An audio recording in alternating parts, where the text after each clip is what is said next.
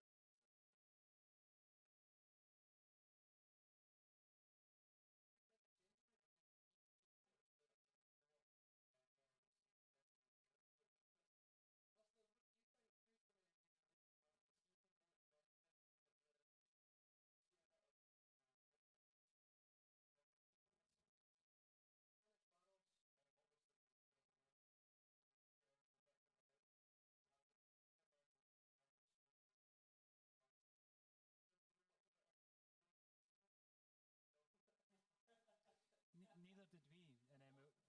There are no slouches, are they? I think when I think of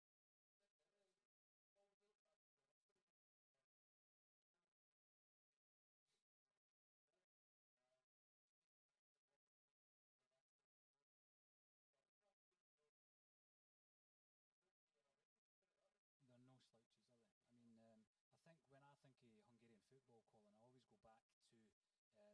late great Jock Stein, and the fact that he was definitely influenced by the Hungarians. And there's a great story in that, because what happened was they were taken as a reward for winning the double in 1954. This is where my old head comes into it, Kevin. Taken as a reward to go and watch the World Cup finals. And three Celtic players were representing Scotland at the finals, but the whole squad were taken over to watch the games.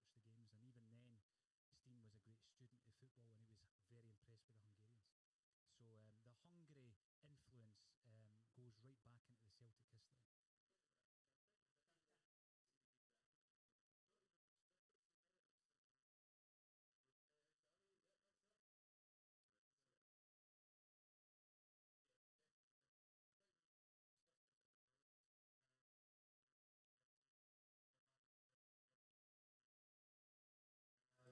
See if you could keep him fit.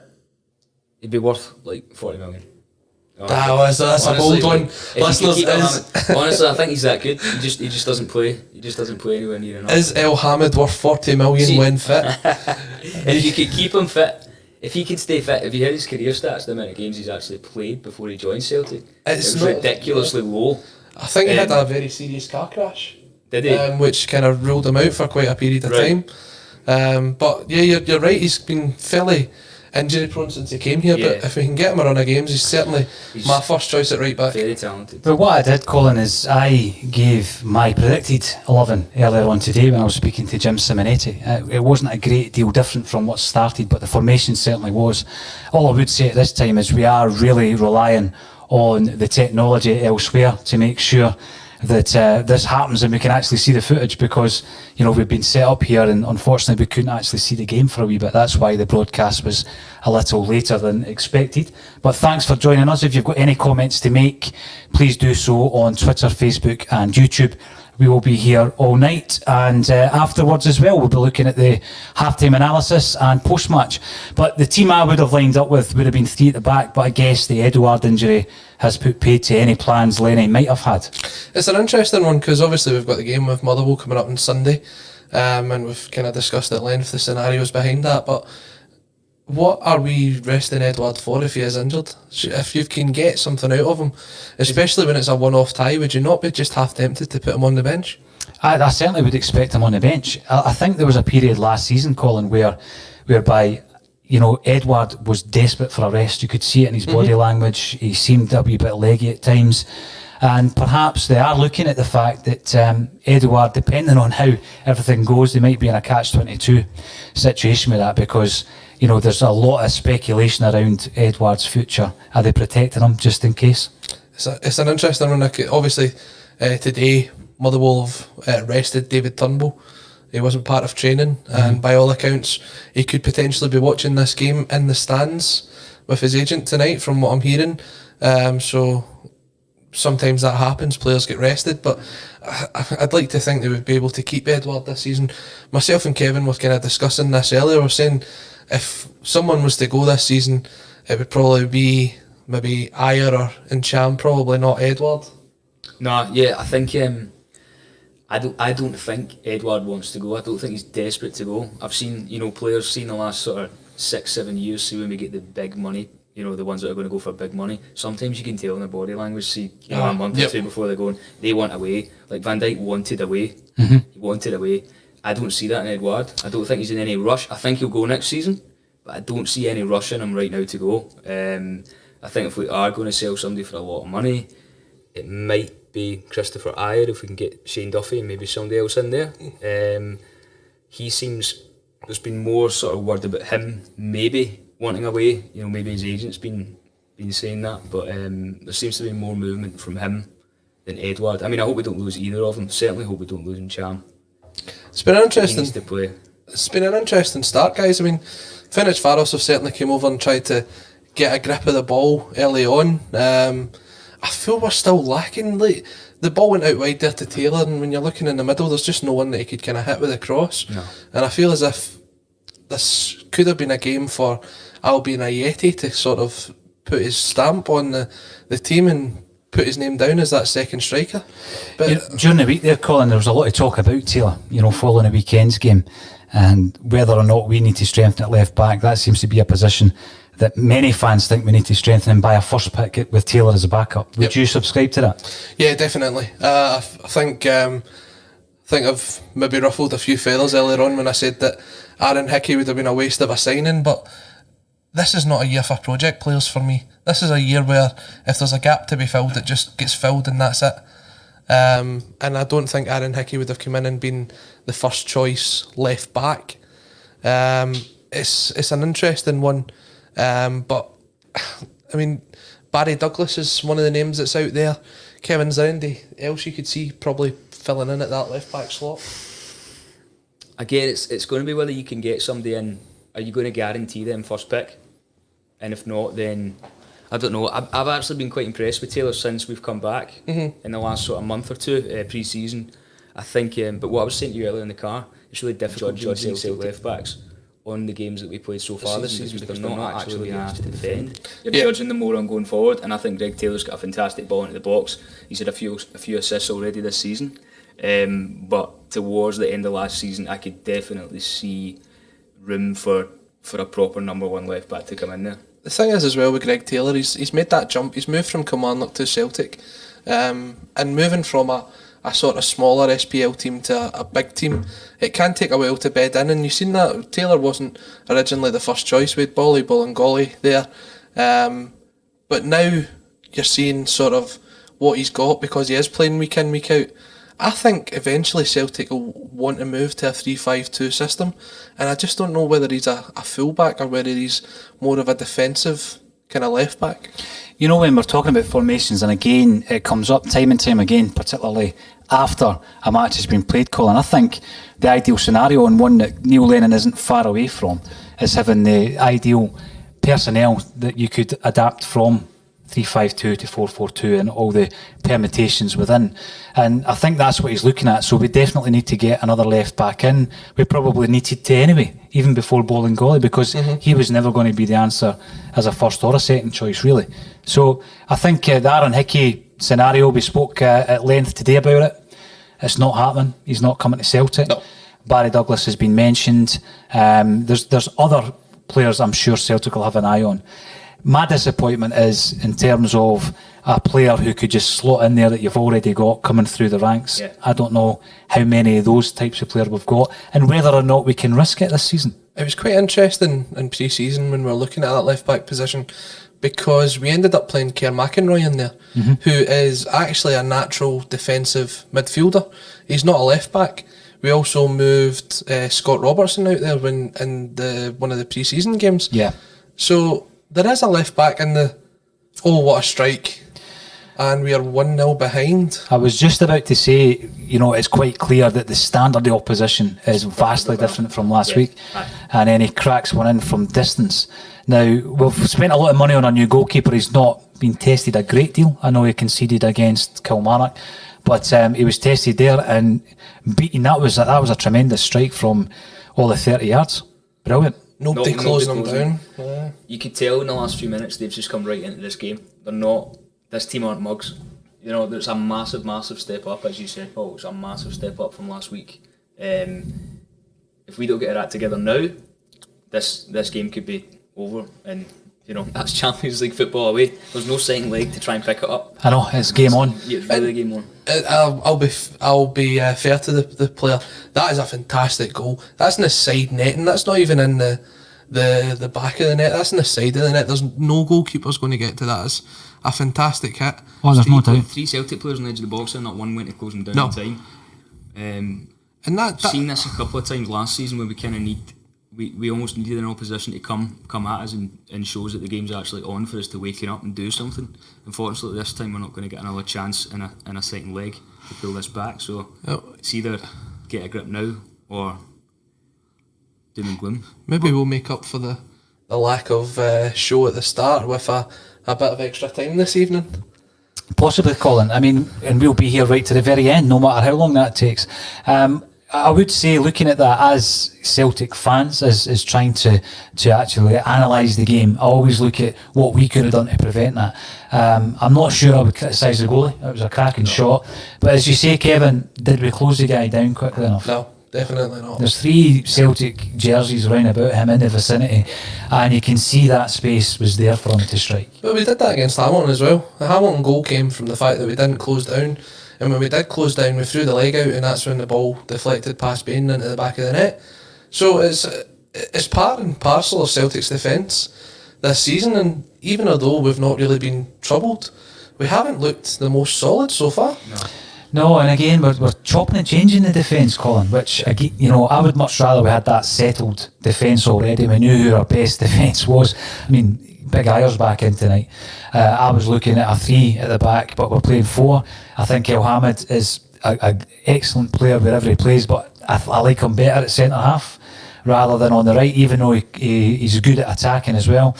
But I'm looking at this game, and it's great that people are joining us. The bulletins and the Matchday analysis are becoming very popular, so thank you all for joining us on Facebook, Twitter and YouTube. Keep the comments coming in, and we will break away to have a look at some of your comments. I realise we were a wee bit later than expected, but I think quite a lot of people were having issues with their streams tonight going by Twitter. We finally got the picture up, and hopefully it's stable throughout. There was a few wee sound issues when we got started, but hopefully everything is good and going at our usual standard. And this is a proper, to use a cliche, this is a proper cup tie now, isn't it? Oh, aye. They've got nothing to lose. They've came here with nothing to lose. Underdogs, away from home, 1-off tie. Go for it. That's what they've done. And do you know what? Watching the kind of conclusion of last year's Champions League, when it was the 1-off ties, it made the games more interesting. I really did enjoy those 1-off ties. So hopefully we're set up for a cracking game tonight, as long as we can get one back pretty quickly. We've got enough creativity on that park, and we can't blame the flanks because it's a wide pitch we're playing on, Colin. And again, it's all about options on the bench as well, isn't it? And we've got striking options on the bench. El Yunusi, for me, has been a disappointment so far this season, guys. I'm a big champion of El Yunusi. I think he's a great player. Was delighted when he came back in. Have you been disappointed with his contribution so far this season? I think he played very well in the last round against Reykjavik. I think he had a great game, and his goals kind of gave him that. I think he's very much a confidence player, and if he gets the ball and he gets by his man the first time, then we're looking good for that. But I think it's a lot of chop and change all over the park, Paul, so it might be quite hard to try and link up with someone when you don't know who you're going to be playing with. Yeah, there has been no stability to the team selection, and I think one of the criticisms since the weekend over Greg Taylor was the crossing wasn't getting beyond the first man, and that's been a a sign of his game this evening as well, so hopefully we can put that right. I'm just waiting for a lull before we go to some of the viewers to see what their thoughts are. It's been 100 miles an hour, hasn't it? It has, it's been end-to-end stuff. You've got to close him down there. And Celtic's backline has hopefully, I mean, that's important from Big Iyer at that stage there. Do you know something I've noticed about Celtic this season? I don't know if it's maybe he's just still trying to get up to it and it might take him a bit longer because of his age now, but Scott Brown isn't winning those 50-50s anymore. When the ball's there to be won and the two of them are going for the ball, the player, whoever it is getting there before him. I noticed it on Saturday when we were playing Dundee United. He lost out in the 50-50 with the boy in midfield, and it took 3 or 4 of our players out of the game. I know we've obviously got to get him up to speed, but Scott Brown's maybe the one I'd be looking at dropping at the minute. Overall, I was impressed with him at the weekend, Colin. I think, even when you look at the goal, if you look at the deep midfield role that he played, leading up to the initial shot by Christie, I was impressed with Brown overall. But obviously he's been subbed off a couple of times this season. I'm not looking to make a change this early. Neil Lennon certainly won't, because it's not his MO to do that, is it? It's normally 60 or 70 minutes in. But I don't know, Colin. It's a feature of his game that we need to keep an eye on. But I mean, there's another breakaway, and that is Celtic are being sliced open there at the back. Defensively, we are very, very poor. I think it comes down to the lack of stability. We're playing a different defensive setup for every game almost. Ayer comes back in tonight, we revert back to a 4 at the back. So we just don't look anywhere near sharp enough. And as you were just saying, Colin, I don't know whether that comes from the captain setting the pace. I don't know. I'm not on the pitch, but what you were saying about the game on Saturday. It was brilliant for the goal, and that period in the second half, the kind of later stages of the second half, when he was sitting deeper and the ball was getting pushed about, when they were Dundee United were kind of hemmed in. First half, I thought we had a lot of good breaks, and it's in those situations that maybe you think, right, do we need somebody in the midfield that's going to sit there for the majority of that, or could we have sacrificed that to get one of the more attacking players on for those situations? Colin, are you concerned at this stage? I know we're only 15 minutes into the game. I'm actually quite concerned. Yeah. I've not seen anything from us yet that suggests that we're going to go and create quite a few chances. Chasing the game without a striker. We've spent most of the season talking about players like Encham getting a start, and obviously he started tonight. He is the type of player that you'd be looking for in this scenario to create something. He seems to be playing almost off Christie. When they were closing the ball down there, and Cham was the man furthest forward in the middle of the park. Let's see if Christie can actually do better than he did at the weekend. The corners were poor, weren't they? Terrible. Got to beat the first man. But it's been one of these things. We were very critical prior to Lee Griffiths coming back into the side last season, because we weren't really scoring any goals from corner kicks. And then when you watch the Dundee United game, Christie's corners were pretty poor. Yeah. He was struggling to beat his first man. Even wasn't just corners for me. It was free kicks, crosses, anything that he was trying to throw into the box. We were very poor. Why is he the only guy that's taking them? Surely somebody else can take a corner in the team. And if he's just now got his shooting boots on, somebody else takes over. It reminded you of the way Paul Slane says he couldn't put a crossover, the way he was playing at the weekend. What was that? Paul Slane had to go to the 18-yard box to put a cross in because he couldn't do it from the corner flag. Dear me, I don't watch the show, Colin, I've got to say. However, I'll take your word for it. So Ryan Christie's a lone striker up there. I mean, when you're looking at and you reckon that Encham's sitting behind him, Colin? Yeah.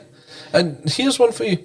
What's the difference between playing Ryan Christie up there and playing when we played Lewis Morgan as a striker last season? We knew that didn't work. Yeah. Ryan Christie's never been a striker. Lewis Morgan was never a striker. We've got two sitting on the bench. What are we doing? What is the official line from Celtic for Edouard not playing tonight? Is he injured or has he been rested? Has anything come out? It was a thigh injury, Paul, am I correct?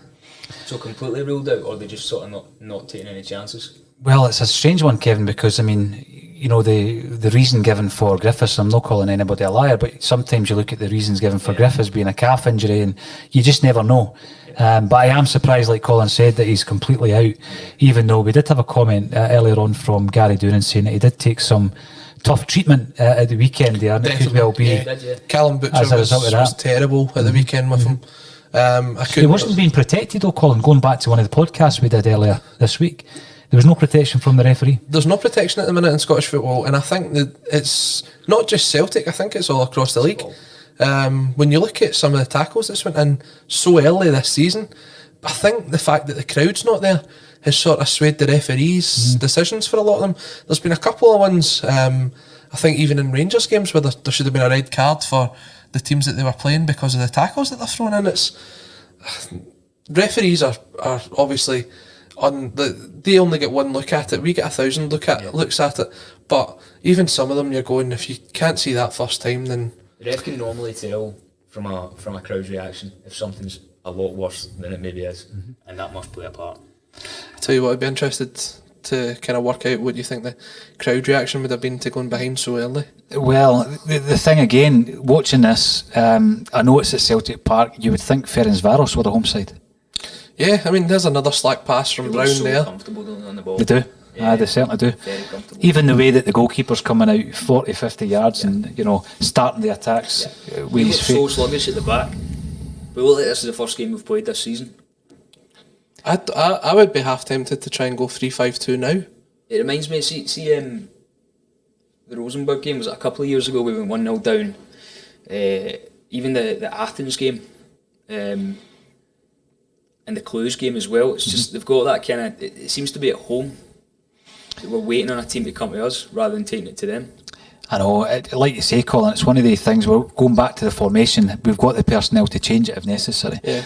I mean, I don't think I'm criticising Greg Taylor tonight. I wasn't that impressed with him against Dundee United, to be fair.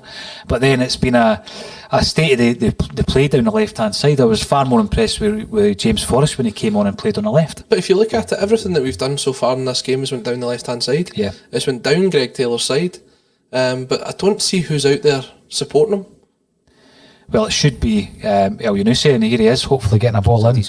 And but again, El Yunusi's got some real quality, and I don't think we've seen it this season. You mentioned last week's European game, Colin. Yep. No disrespect to the opponents, but they were poor. They were very poor, and he did show up well there.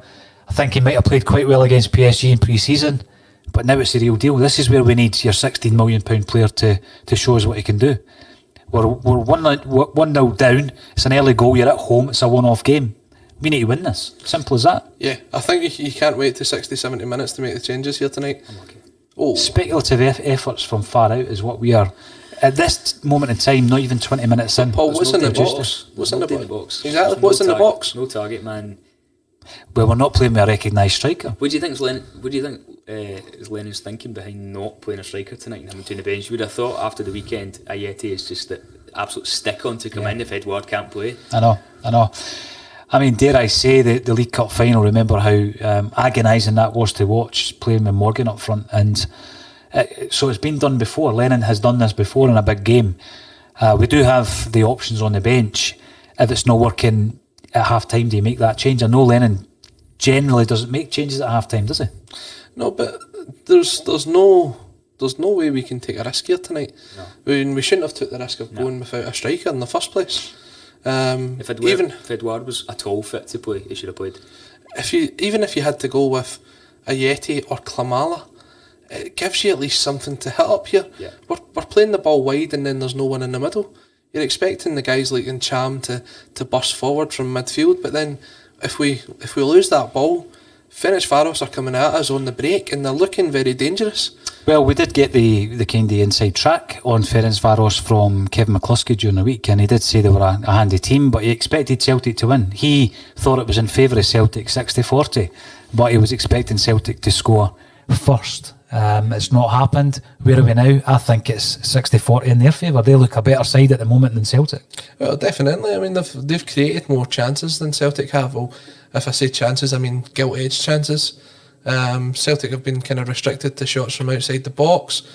I mean, we're looking at this now. There's Brown in his own half getting closed down. So they're right up for this tonight. We've got to really step up and come through the gears and show that we are a better side, but we don't look like it at the moment. No. Jason Christie, thank you for commenting via YouTube. You are pointing out that we didn't play with a striker against Rangers and we were poor. Yeah, we were very poor that day. That was agonising to watch, you know. What a sweet victory, though. A very sweet victory, yeah, you're right. It was painful. Kevin Selt, come on, man. It's all about positivity. If you go two down and well, collapse. I've seen it before. However, you've got to look at the personnel. Again, I keep going to it. We've got the players to overcome this. We just need to obviously ensure that, we've got the right formation for a start, because it's not working at the moment. You're saying everything's going down the left, Colin. With very little end product. Yeah. I mean, but what can you do? And we're looking at El Hamid here on the right-hand side, and the furthest man forward's Christie, and he's sitting on the edge of the 18-yard box. He's not wanting to go any further. That's not what he's trained to do. He's not trained to be the striker that tries to get in between defenders. We really should have started this game with a striker. I don't understand Lennon's reasoning behind this. Yeah, and again, Ryan Christie's very adaptable. I mean, he is very adaptable. You don't know sometimes where his best position is. Alan Morrison, who does some stats for the site, reckons it's left midfield. Ryan Christie. Yeah, no, definitely. When we look back at that period in December last year, when Ryan Christie did play off the left, it certainly was very effective. However, when we moved him back inside, when we came up against Rangers, then it caused trouble, and we ended up losing that game because the players weren't used to it. This is what I was getting at. We've not settled on, we've not had the same team, I don't think, for 2 games in a row. That's the problem. That's a great ball, though. Excellent ball. And he brought it down well. I mean, that's the best move of the game for Celtic. Oh, definitely. Biggest chance so far for El Enoussi. Good block from Cham out to Forrest. It's a great cross from Forrest as It's well. an excellent searching cross. Brilliant first touch. Wow. That was unfortunate. Could he have squared it? I did. He's going to shoot there. He's going to shoot there. I think he's entitled to shoot. Look at that first touch. That's outstanding, isn't it? Yeah.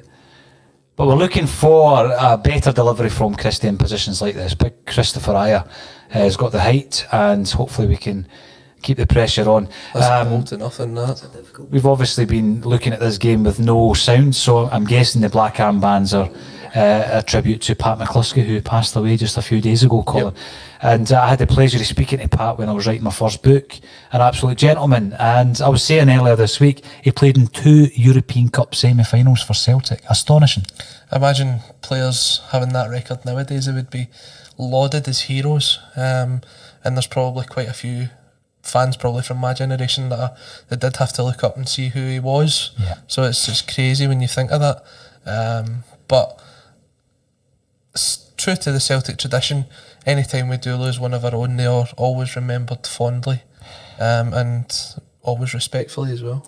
I always think back to that day I spoke to Pat, and the clear thing I took from it that resonated with me was just how much of a Celtic fan he was, Colin.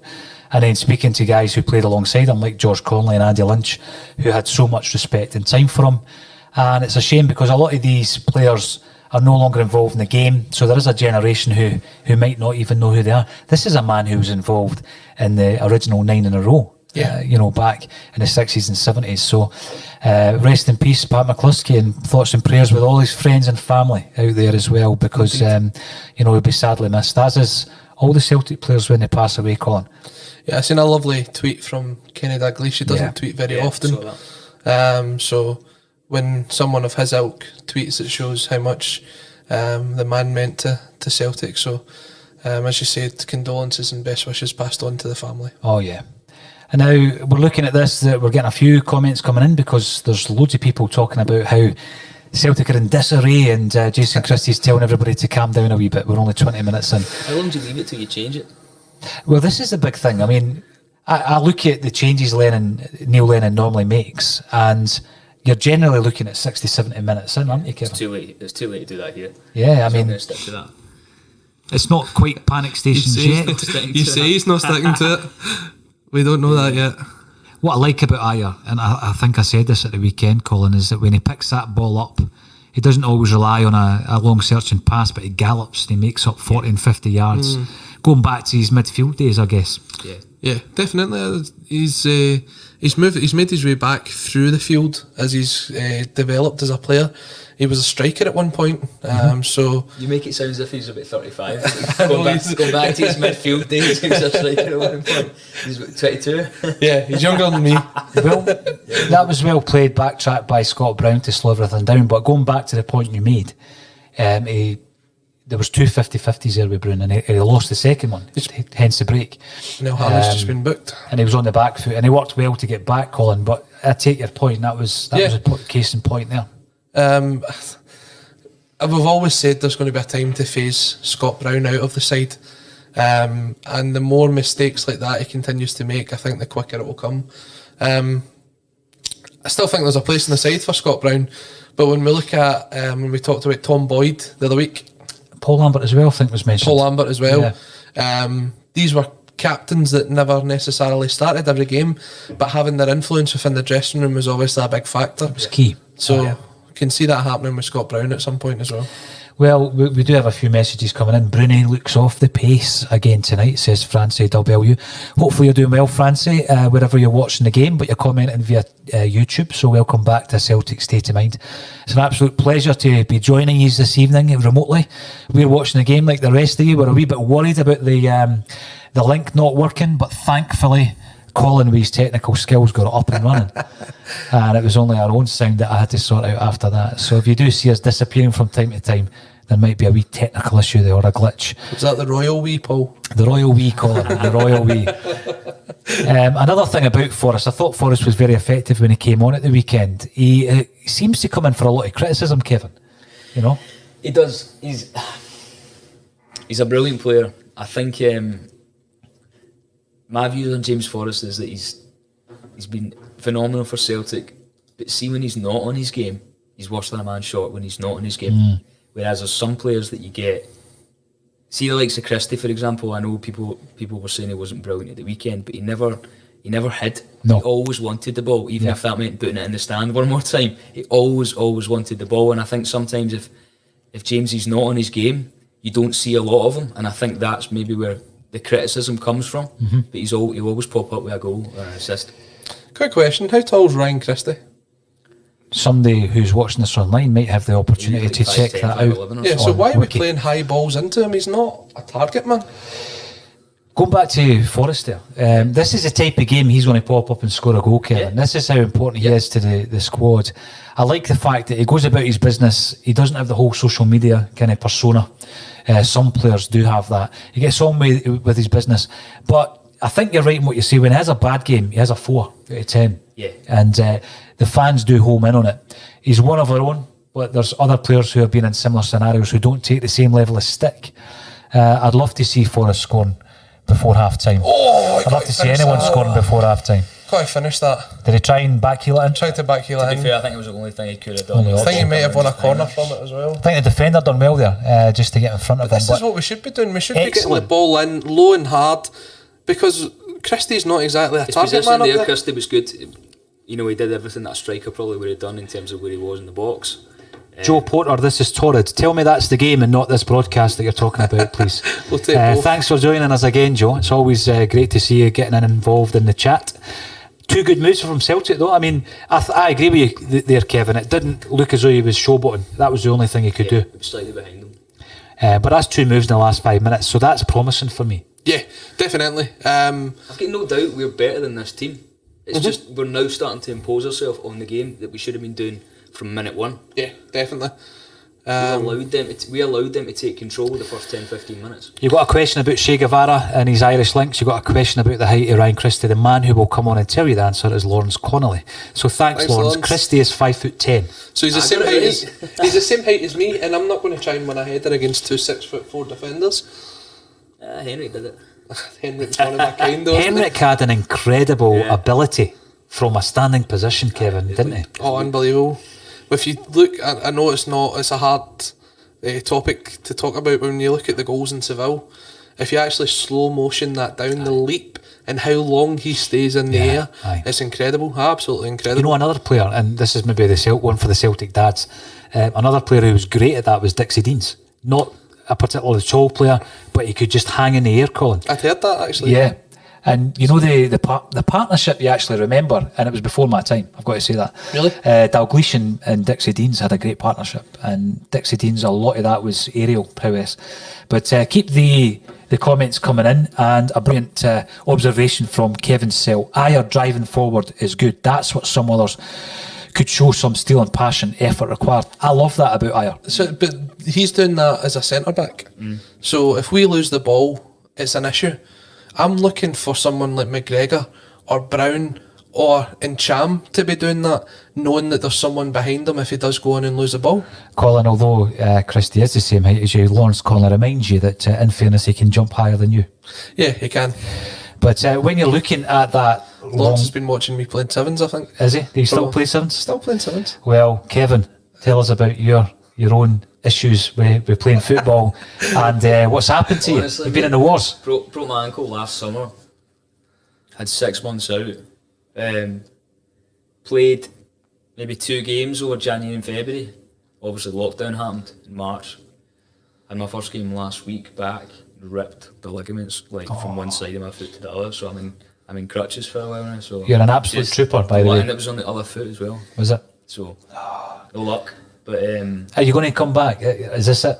nah, it's not it. But I'm hoping to. I mean, the doctors said, well, the nurses said 6 weeks without football, which is fine for me. But I'm not staying in the crutches for 6 weeks. Next week I'll be out, trust me. Wow. I hate them. I absolutely hate So I think the question you were going to put across to him, Paul, is he going to be part of the Axom team when we get the James McGrory Cup we're back putting together? a team together. We're putting a team together. And, you know, I'm going to ask yourself, Saul Davis out of James, all the musicians, you know, might try and get James Allen to play from Glasgow. Get my agent to send the contract over and stuff and you can discuss signing on. Oh, absolutely, aye. Just make sure the medical's part of that as well. set of tracksuits. Set of tracksuits. We're talking about guys who are not particularly tall, who could hang in the air. And Gary Doonan points out Judas. Who is Judas? Is it still the same Judas? Was that the one that betrayed Jesus? Aye. There's only one Judas. And Griff could hang in the air as well. I miss Lee Griffiths, guys. Aye. 3 weeks ago, Kilmarnock, that was his game. That was a game for him to come on. Absolutely. It really was. That was when we needed him. Saturday there, he could have done a job. I know Ayeti came on, it was fantastic, but every game's a game for Lee Griffiths. I fit Lee Griffiths every game, whether it's starting or whether it's corners, free kicks. Yeah, you're right. Whether it's starting or whether it's coming on for the last 20. So, you know, that's the frustration as a fan. We don't know the ins and outs and what's happening behind the scenes. There's reasons why players are not picked, but we do miss them. And as you say, the Kilmarnock game, we were crying out for someone like Lee Griffiths. Yeah. These corner kicks are beginning to frustrate me. We're losing a lot of possession from corner kicks, from an offensive position. And it seems as though the only person willing or able to take them is Ryan Christie at the moment. It's frustrating, and I mean, I think we went something like 60, 70 odd games not that long ago without scoring from a corner. And then like buses that just kind of came in threes, we were scoring quite frequently. But it's just... You know, we don't really like our right-footed players taking corners. Yeah, it's always the same person. Yeah. I mean, Calmack's taking a few, obviously he's left-footed. But we very rarely see, correct me if I'm wrong, but we rarely see right-footed Celtic players taking corners. I think if you look back to even see when we beat Rangers 5-1 at Celtic Which Park, time? That was... Yeah, which one? We'll even go to the game at Ibrox. Mm-hmm. When you look at who's taking the corners, Scott Sinclair, left-footed. Yeah. Is he the last kind of right-footed player to be on? Scott Sinclair's right-footed, not left-footed. Was he? Yeah. Oh. I would just like to make an observation about Big Ayer. Yes. Scott Sinclair's right-footed, predominantly right-footed. I think Ayer started off well. He's looking good. Was he taking some of the blame for the Kilmarnock performance because he's been benched ever since then? Yeah, and to be fair, I think it was justified. But him and Julian, I think, were equally as bad that day. Julian gave away. Plenty of players were bad that day. He's looking good today, Kevin, tonight, and as is, I've got to say, on the ball, as is Encham. So. A couple of the points came in, don't panic, and it's difficult when a game means so much to us. I would feel less stressed if we had created a couple of chances or maybe even equalised. If you're at 1 each at this stage, it's not too bad. Obviously there's no away goals tonight, so it is just on the 90 minutes, but I feel like we're just crying out for somebody to take one of their defenders in behind. Everything's kind of been played up to sort of the edge of their box. They're closing us down but incredibly, right up the park. Another player who could hang in the air, and Lawrence is reminding us, was Frank McAvenny. Excellent in the air, and was also 5'10". McAvenny was, I mean, when I think back to that centenary season, what a player he was, on and off the ball. incredible player. And sometimes people forget that because over time there's the caricature, the only excuse caricature that's kind of been developed. McAvenny was a top class striker, and he's a great interview as well. I had the chance to interview him for the site when we were taking a look at the Masters football series and what happened to that. And a great guy, had as much time as you wanted with him, and he's a big supporter of Celtic. You can see it. So it's guys like that knew what it was like to play for Celtic and knew what it meant like, and he'll be the first to tell you this 10 in a row means as much to him as what it does to any other fan or any other player. Well, this could be a good opportunity for Celtic, but he's just kind of... See if it's Edouard getting that ball and it's one touch. I know. Space. Difference between playing a midfielder and a striker. Or maybe it's even a different run. Maybe he comes across the defender, gives Nchama a different option. But again, look at the ability there of McGregor, just brilliant. McGregor's playing further forward now. Yeah. In the last sort of 5-10 minutes, he's moved a bit further forward. That's what I think we need from him. I don't think he needs to sit as far back as Scott Brown. Don't think we need two sitting that far back. To be fair though, I was just about to say, are we at that stage where we don't flight the corners in? I've mentioned the numbers game, the book that looks at stats, and which at the end of it, the conclusion is just don't take the corner, just play it short, because you're much more likely to create something. That's what Celtic's done there, and that turned out to be not a bad chance. But I suppose when you've got guys like Julian and Aya, who are like 6'3", 6'4", or these 5'10" wonder kids that can jump so high in the air and hang in there, then having a ball flighted in is a good option. I mean, you look at back to Martin O'Neill's team when you had Bobo Baldi, Yossel Haran, Johan Mialbe, Sutton, Hartson, Larsson. Everyone was scared to concede a corner against us because it was such a threat. It was incredible, yeah. So you that can was a team that would never be bullied. No, definitely, and you can make it a strength of your team. You look at like Stoke under Rory Delap. The throw-in was a big part of their play. Livingston last season playing the ball up to London Dykes, so you can make the height and the strength your own strength for the team. But if we keep putting in balls like that, then we're not giving ourselves anything. We need to aim for Julian or play it short.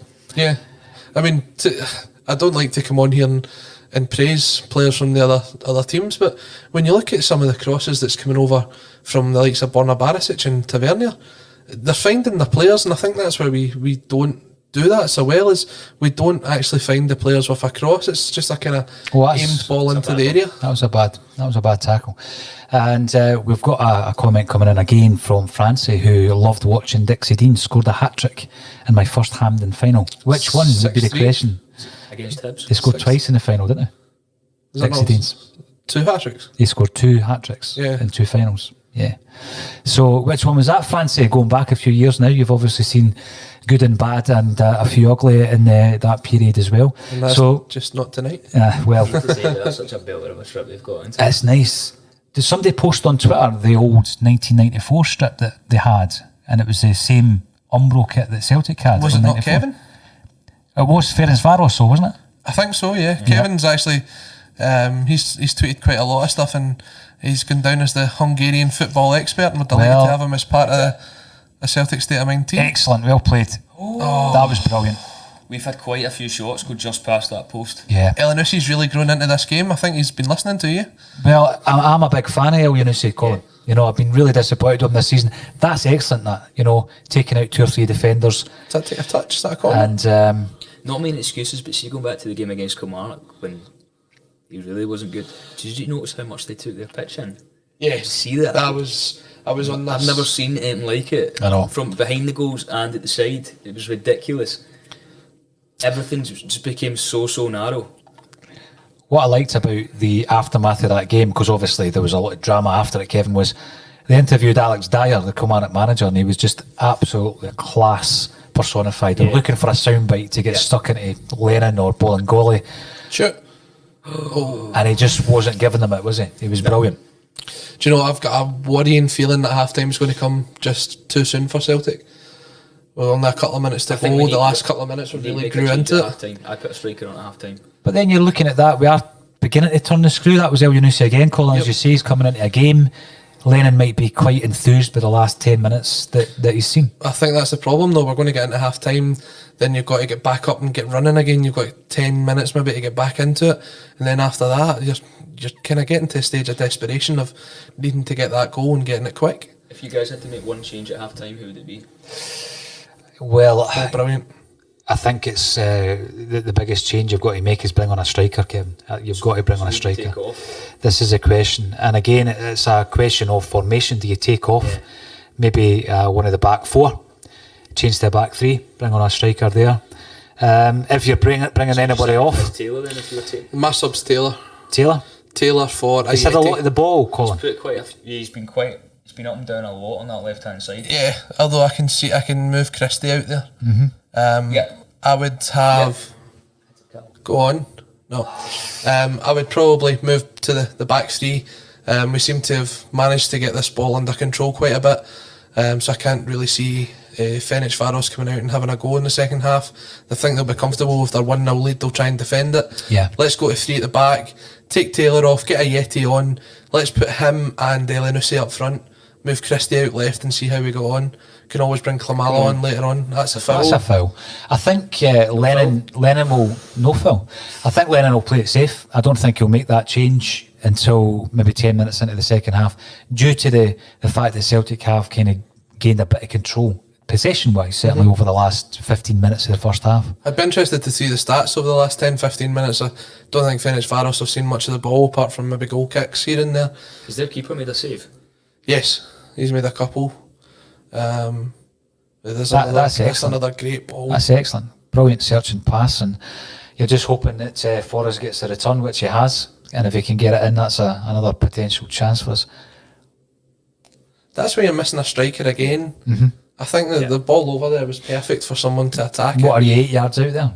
Yeah, pretty much. I mean, I said that when we were looking at him, and Neil Lennon picked up on it at the weekend. He was saying that a Yeti is a very Gary Hooper type. Yeah. And I think that's what we've been missing for quite a while, is a Gary Hooper type striker. Someone that's going to jump for the ball, that's going to throw a defender about. Yeah. When you actually look at the goal on Saturday, he flicks the ball back. Edward holds off a defender enough for a Yeti to come back in and score. So I think he would definitely cause a few problems for this team tonight as we're on the attack again. Yeah, we've had quite a few decent attacks. It's a great ball. That is. He's not giving a It's foul. just not clicking in that very final part. Just can't get the shot away inside the box. That's right. All the shots that we've kind of had, apart from the El Yunusi one that was obviously deflected over, have come from just outside the box. You know, it's quite an interesting one. The debate on Christie. You wonder if Christie's really a fully fledged team player. At times I feel as if he tries to grab the glory quite a lot, and taking these shots from long range when there's probably a better option on. And even though he's 24, is that still to come as part of his game? Well, I think he's still, there's still development to be done there, Colin. But what I do like about Christie is his tenacity. If he loses the ball, he will get back and normally make that challenge, and it affects him greatly when he has a bad performance by all accounts as well. So I do like Christie, to be fair. He's come in for some criticism over the last week, Colin. He has. For me, I think he still needs someone to push him, and I think the imminent signing of David Turnbull will do that. I think he probably wants to play as a 10, and so will Turnbull. As we go into half time, something I wanted to pick up on. Yes. Every time we come up against teams like this, there's always a big striker. When you look at Cluj last season, we had the big striker that wanted to throw himself about and then ended up almost getting linked with Celtic. It seems to be the same again tonight. Julian doesn't like that. No, he hates doesn't it. like playing against a big physical striker. You saw it come on it. Saw it last year at Dykes. You saw it even away to Hamilton last season. So the one that looks like Xavier, he's really getting about. Yeah. I'm sure if Kevin's watching, he'll be able to tell us who that is. But he's really getting himself about tonight, and I think Celtic really need to come out the traps flying in the second half. What do we do at half time? That's a big question. We'll be here throughout the half time analysis. What changes would you make if you're watching the game on Twitter, Facebook, or YouTube? Comment and we'll have a look at that. What do you reckon, guys? Do you stick to what we've done over the last 15 minutes, which was far more promising than the first dispatches of that match, and hope that you make the breakthrough? Or do you make the change at half time? Not one of Neil Lennon's MOs, I would dare to say.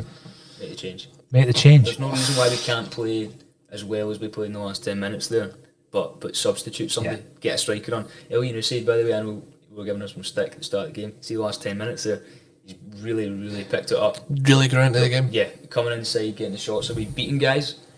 There's no reason why he can't continue that. Forrest can't continue going out the right, but substituting maybe one of the midfielders to, or even, as you said, Greg Taylor, put Christie out on the left and getting somebody into the box. You know, looking at the comments coming in, keep them coming. It's a great time to make those comments. Obviously, after a slow start in relation to the issues getting into the old season tickets here, Colin. Yeah, it seems to be quite a recurring theme. I mean, Celtic had to release a second link. As we're just watching the goal back there, that's a fantastic strike. It's a great strike. Great strike from the edge of the area. Celtic had to release a second website, a backup website for people to log into. Now, I can't imagine this is going to be one of the biggest games. Do you know what I mean? Like, there's been games where this is also on Premier Sports tonight, for example. But there'll be games coming up where it will only be Celtic's virtual season ticket that you can log into to watch the game. So there's been teething issues, certainly. But I kind of thought maybe by the third or fourth game, whatever we're at now, I think we had the two friendlies, the Flag Day, the European game, and now this, so game 5, I think. We should really have had those ironed out by now. So in the last game, there was a discussion between John Hartson and Gordon Strachan about the best position of Edouard. There was an argument. It was more of an argument, wasn't it? Who would you agree with? Who would you agree with in that respect? What was Strachan? What were the two arguments? Strachan thought he was a 10. Or was it not the other way about? Hartson thought he was a 9. Well, here's the interesting thing. What constitutes a 10 and a 9 nowadays? I know. Eddie's best position is when he's slightly between, just in off the left, I think, forward. That's his best, when he's got somebody else up with him. It is his best position. See, for me now, a 10's the player that plays off the striker. Yeah, a 10. Yeah. Aye. Right? Yeah. And if you go back, a 10 was the big John Hartson. the big John Hartson, the Ruud van Nistelrooy, the Venegoor of Hesselink. That was a 10. The big one out the front too was the 10. When you had a little and large partnership up front, the 10 was the large. When two were up front all the time. I like that, little and large. Yeah. I think back to Championship Manager. Your 10 was your support man. There was a striker. When he there was a reinvented support the man. 10, I think, at Man United. Yeah. When he started dropping back, he was never that out and out number 9. He scored a lot of goals, but he was always, for me, he was like, when I think of a 10, what a 10 is now, that is what Rooney was. When he started dropping back ever so slightly to get the ball. So if Edouard's a 10, who's your number 9? A Jetty. Yeah. So you're expecting a Yeti then to get as many goals, if not more, than your number 10. Has to play because first. your number, well, exactly. But your number 10's there to assist him in getting the goals. He's the one that's going to bring the ball down and play into him. Eddie will still score plenty, obviously. Exactly. But Also, the number 9 last season certainly was Griffiths when he came in and played alongside Edouard. He freed up a lot of the kind of running for Edouard, didn't he? Because he does that so well. Lee Griffiths, I think there's a Lee Griffiths Appreciation Society going on here. Let's have a look at some of the messages coming in. Thanks for getting involved. Gary Doonan. Oh, your 10 was inside left, Bertie and Tommy Callaghan, Tommy Burns. That further back, that's what your number 10 was. We had this discussion when Yeti signed, and I mentioned to you about squad numbers and what number 10 meant to people. And obviously it changes throughout the years, so I'm not surprised to see a difference between what John Hartson thinks and what Gordon Strachan thinks, because there is obviously a generational gap between them. But we Strack loves an argument, doesn't he? Oh, he's never wrong, but is he? He loves to disagree. fantastic in both positions. Yeah. He's an all-round striker. Yeah. Jim Sked, you're watching us on YouTube. Love the podcast. Thank you, Jim. And apologies for anyone who had some noise issues or sound issues at the very beginning. It's not over yet. Absolutely. Absolutely. It's not over yet. You missed that I one. was just calling talking. The noise issues, Aye, that's why I had the volume down on the speakers. My mic's actually muted. You can hear me through If we don't Kevin. laugh, we'll cry. Just watching these highlights of the first half. You said the keeper had made saves. I wouldn't. I mean, that was wide. There was maybe one or two maximum their keeper had made. Yeah, a lot of the shots were going wide of that post. Yeah, I think he made a couple, kind of pushed a couple wide, then the one from Lennon. That was the defender blocked that? No, then later on in the half, right, when he turns. Yeah. But he's not had a lot to do. No. And all the saves that he has made have been from a bit of a distance out, really. Although, interestingly, Finnish Faros' goal came from about 25 yards, 30 yards. They've not really been... I don't think Barkas has had a save after that. No. But they've not had to, either. No. After they scored, there was a few minutes when they'd gone slightly in behind and there was maybe a cutback. You thought, right, they could score again. But apart from that, they've not really had to do anything. No, they've limited us to shots from the edge of, if not outside the box. It's your typical Celtic away from home performance. If we go 1-0 up away from home, that is how you want us to play. Yeah. You want us to play, but we're limiting the team that we're playing, which is, in their case, they know we're a better team. Yeah, we want them to play where we're not getting them into the box, we're not giving them clear-cut opportunities. They're not worried at all about any of our front players running in behind because we've not got a striker on the pitch. Stephen T picks up on that point. YouTube, thank you, Stephen. If you've not already subscribed, please do so, free of charge. Celtic FC starting any football match without a recognised striker is against all our footballing history stands for. Don't care less about personnel. We should have a forward on the pitch. Yeah, I agree with him. Yep. We have another point coming in saying that we would leave the first half for 10 minutes and then make a change if we haven't made the breakthrough at that stage. I think Lenny will do that. Yeah. Do you think there's any chance Celtic have underestimated these guys tonight and thought that we could probably get through it without a striker, or do you think it was purely because Lenny thinks this is the best team that we've got that can possibly beat them? I think what you're looking at is he probably went and looked at Christie having played pretty much every minute so far this season, and he's thinking he's just a bit fitter than Ayeti or Klimala, and he's probably went with that reasoning, thinking that there's going to be a lot of running, which there has been. I mean, the game's been played at a pretty high pace, quite high tempo so far. If those shots go in, then we're not sitting here talking about this. You know, some of them have just gone past the post. Yeah. That touch from Christie when he took it by the guy and had the shot that was just deflected wide. If that goes in, then we're saying brilliant, Christie can do it up front. I'd quite like to hear what Michael Stewart has to say at the minute, because he's... Yeah, a fan? I quite like Michael Stewart's commentary and analysis. I think he's probably the least biased of everyone, and having someone like that on Celtic TV is probably a good addition. Yeah, I agree. I do. I would agree with you. Yeah. I like him. He's very balanced, Colin, you know. Yeah, he's respectable, I think. Yeah. One of very few. Should get him on this. I would love to actually speak to him, because I like the fact that he's not a one-dimensional footballer. You know, he does have his political interests as well, so there's more to speak about. And Kevin Graham, thanks for joining us, Kevin. I hope you are enjoying the game, if that's the right thing to say. Poor first half hour, absolutely bossed by a handy side. We are creating half chances, which we will need to take, as we haven't created a full chance. Would you agree with that? We've had a couple of chances. I think this is probably the only chance here where the keeper makes a save from Elinussi. Comfortable save, isn't it? It is. It's not. It's one you expect him to make. But yeah, Kevin's right. It is all sort of half chances here and there, and as Kevin Maguire's saying, if one of those chances goes in, it changes the game, because the goal that Finnish Faros scored isn't a clear-cut opportunity. No. It's came out of nothing, really. Aye. So it's just someone took a pop and it went in. That was excellent technique. Plenty of shots, and we had plenty of shots on Saturday as well at Dundee United. Looking at some of the comments coming in from Facebook, they will tire in the second half. Celtic have upped the ante, looking for 2 or 3 in the second half. They did look tired towards the end of the first half there. You could see the defenders getting quite heavy in the leg because of the amount of attacks that was coming into the box. So as I said, I think half time came at the wrong time for us. If we'd maybe another 5-10 minutes, we might have just made that breakthrough. Kevin, you've told us about your injury woes when you've been playing football.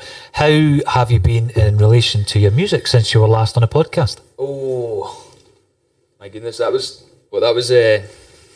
spring October time. Yeah, sorry, it not was. spring, it's September October time. It was. Yeah. It's been crazy. It's in the last 6 months, I think it's just been crazy for everybody. I had a brilliant November, December, January, February. March was looking amazing. Had loads of festival bookings as well, and obviously this hit. So it's been strange. There's bits about lockdown I've enjoyed and bits that I've not enjoyed. I've been very lucky that I've got a home studio, so it didn't hinder me making music. Was still able to do stuff online with the guys that I work with, the guys that I write with in England and America as well. So that side of things I enjoyed. Difficulty is the gigs. You know, it's right now. I was saying to, you know, on the way here, I was saying to Colin, it seems like most things have opened up now, apart from gigs and football. Yep. And this is actually worse. It's like it's been tempted right in front of you with things opening up, but the two things that I love the most, you can't dive back into. And I think I probably know your answer to this, but since you've last been on, what has probably been the highlight? I mean, I think I know my answer, but I'm interested to see what you think. For Celtic or for yourself, for your career? You're probably going to say no. I've not had a highlight. My highlight would have been the week after lockdown, playing country to country at the Hydro. That would have been my highlight. So, what about being record of the week on? Oh yeah, no, the radio station? Yeah, no, that's been brilliant. The radio play's been good. That was lockdown as well. So we had two options in lockdown. You can sit about and wait for other things to happen, or you can put music out, and obviously you can't tour it or anything like that, but radio stations, like major radio stations, were dying for people to put new music out. Yeah. So it really worked massively in our favour to put a record out, because the competition, I mean, not saying the record was rotten, but the competition that week, you know, when you put it out, it's nowhere near where it's going to be when everything gets back up and running. So we had a lot of radio play for the record we put out at the end of May, On Time it's called. So I've literally had like national radio play from that every single week since it's come out. So I bet the royalties are nice. Yeah, I didn't know what you were going to say. When you were saying, but, yeah. No, I was thinking of the big hit On Time. All right. Yeah, no, it's been good. It's been good, and it's kind of opened their eyes up. I think with everybody, it's opened your eyes up to what different things you can do within your line of work to affect it. And, Absolutely. you know, to try different things that you wouldn't have tried before. I would, if you'd said to me last year, put a record out when nobody's actually allowed out of the house, I would have been like, that's crazy. You can't go to any radio stations, you can't do anything for it, but it's certainly opened my eyes. Oh, definitely. From our perspective, Colin, starting to do live broadcasts has been a result of the situation we were in. Yeah. And looking at, you know, what technology do we have, how can we utilise it, and how can we put information out there and engage with our audience. So it's about interactive and it's about live. That's what we're all about. And that's come as well, Kevin, through the lockdown. You know, totally reassessing how we were doing things. The podcast was what we did for, 3 years? Yeah. That's now secondary to the live broadcasts. Would you ever have done the live broadcast this seriously if lockdown hadn't happened? I doubt we would have started doing it. I really doubt we would have started to do it. I was very much around getting an interview and set up the cameras, which we did when you guys arrived tonight. We had the cameras set up for a show that we're going to be putting out on Friday.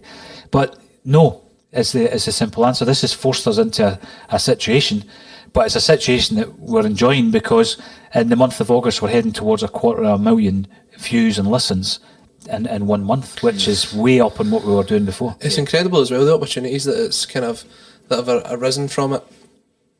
It's been fantastic, and I guess in the face of adversity, we've come through it really well. When you think back, when we started doing sort of the recordings of the podcast, now onto the daily podcast, now onto the daily live streams, and the viewers, they're all part of this. That's the big thing for me, Colin, getting everybody involved. And I know I can't get through every comment because we're across all social media sites except TikTok at the moment. Is that even social media? I'm not sure how it works. But we are trying to engage, and that's a big thing. And people are coming on and educating us about certain subjects because we're here as a conduit, if you like, just to get the word out. So if somebody comes on and makes a good point, we can share it with all our viewers. So a lot of good points are coming through at half time. I would have loved to have seen something bold. Go to 3 at the back, take off Taylor, you know, bring on 2 strikers even. You saw Jetty coming up there sitting in the stand and he had his full trackie and his full jacket still on, so yeah, I don't think he's coming up. Yeah, I don't think we're going to make any changes at half time. So playing safe for the first 10, see if we can make that breakthrough. See if you're limited, do you go through them at half time or do you say, look guys, keep the head, it's coming? I think if it was before the last 5 minutes of that half there, you go through them. Yeah. But the way we finish the half is you want to encourage them to do the same. Do what, yeah. pick up where you left off for the first 10. Exactly. Might grind it out. One of these shots, like Kevin says, nestles itself in the back of the net. It's a different story. It's funny you referenced Championship Manager earlier. If you're playing Football Manager and this is your scenario, there's probably 3 or 4 different options you've got for a team talk, and You just don't save it and you start again. exactly. That's what you do. That was back in the Amiga days. We'd have done that after the first 5 minutes. I was going to say what happens if, but I'm not even going to say that. Wait till the game's finished. I'm not even going to put that in people's minds. It's Europe. It's still Europa League. That's what happens. I've really enjoyed last season's Europa League group. See, going to places and not thinking you're going to get thumped. I know the Champions League's incredible, the money's incredible. Sorry, the money's. What are you going to say? No, I'm just going to say it's going to take. Who had 46 minutes on the Lazio bingo? Because we're just about to mention Lazio. No, not at all. But see, going to these places and seeing Celtic get results and, you know, a level that we can compete at, I would much rather, and I'm sorry if people don't agree, I'd much rather watch that than watch us playing the likes of PSG and stuff. I know it's a glamour tie, but we can't compete right now. My concern though is if we don't get into the Champions League, we don't get that money. I know. We will get into it. That's the catch-22 at the moment, Colin. You don't get into that. You're selling Edouard for 40 million, or you're selling Aya for 27. So what we really want is the Champions League money in a group that we can compete in. What you want is the Champions League money. Yeah. To finish third in the group and to go on and do the latter stages of the Europa League. Are we going to continually expect Christie to put in a decent corner here? Are we going to change it a bit? I've never expected Christie to put a decent corner in, to be fair. It's at that point that we score a goal. Big Julian's for Lazio. Did he also? Who put in the ball for Big Julian in the cup final? Was it Christie as well? The free kick. May have been. Yeah, but they're few and far between, Kevin. Just because you can remember getting so much hate. Honestly, he's maybe had a couple of bad games. I like him. He's Paul, if you could just change that brilliant player. Kevin's name to Ryan Christie's #1 fan. Do you know what? One of my pals messaged me because they were all giving him stick on Saturday. One of them messaged me being like, I'm sure to tune in tonight for the Ryan Christie love show. He's a brilliant player. He is. He's a brilliant player. And he never ever hides, and I think that makes a great Celtic player. Same with Cal McGregor. Even when not playing well, he always wants the ball. He does. And you can't say that about every player on the team. He tracks back when he loses the ball. I mean, the big thing for me, remember he had a really bad performance against Livingston. Last season he was sent off. I was dreadful, The Celtic Twitterati went into meltdown. And I worked with his girlfriend's, one of her best mates. Christie was absolutely devastated because he came off social media, he was gutted. Yeah. And he felt pretty depressed for a wee while after that. And I think he gets it. He's not one of these guys who's just totally not my fault. He really, really got it. So I do like Christie. I don't think he is by any manner of means the worst. I think it's been highlighted because a lot of the corners are coming from him and they're not coming to anything. They're all coming from him. There's no one else that's taking the corners. It seems to be, you're right though, it seems to be taking everything and there's no other option apart from him to take it. Even any set piece that we have, if it's not in a position for someone to take a pop at goal, we seem to struggle. Throw-ins were the worst in Scotland for throw-ins. But we've got enough players, Colin, who you could rely on to take a free kick. Yeah, so definitely. Surely you can hit a dead ball from a corner kick. Ollie and Cham's got a good delivery. He's got a good free kick on him. I would be interested to see Scott Brown putting a couple of balls in.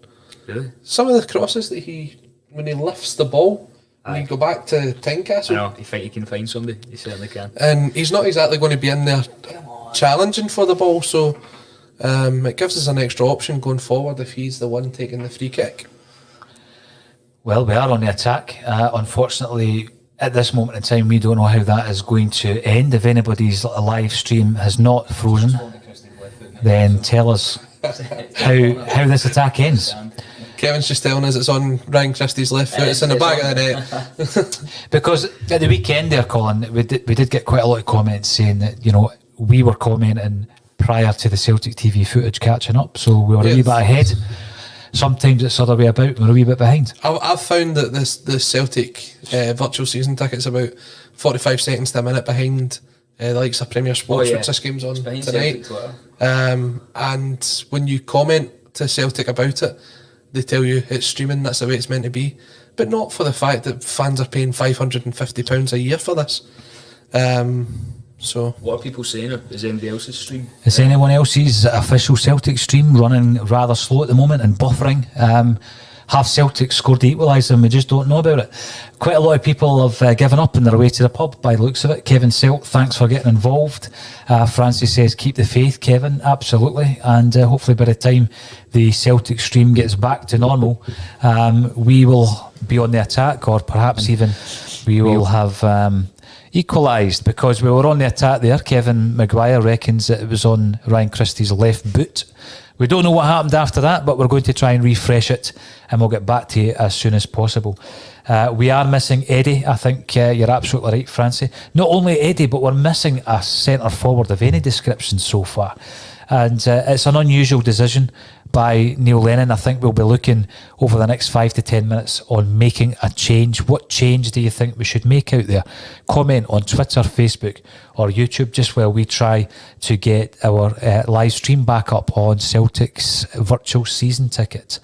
And Jason Christie, welcome back via YouTube. You're telling us that you reckon the team's already playing for time. Possibly. I mean, they are obviously playing away from home. I said to Kevin earlier tonight, it looked as though they were the home team. They were the home team playing Celtic for large periods of the first half. But I think Celtic got back into it with about 15 minutes to go. Anyone out there online can tell us if we are still 1-0 down because our Celtic stream has been lost. I think, Kevin, a lot of people had the same issues just before the game. Yeah, I mean, I've actually not had a problem with the Celtic streams at all in the last 4 games. We tried logging in here before, couldn't get it. Other members of my family in different parts of Scotland right now, there we go, we're back. They couldn't get in for the first time. So, yeah, it certainly seems to be a stream problem rather than people's internet connection. Yeah, definitely. Colin has managed to regain our live stream. Colin, well done. You're doing well, son. Our production team has worked wonders. Well done. And as we can see, we're still 1-0 down. So even though that may have been at the foot of Ryan Christie, nothing came of it, unfortunately. That's a surprise. Kevin jinxed them. Apparently scored, but it got disallowed.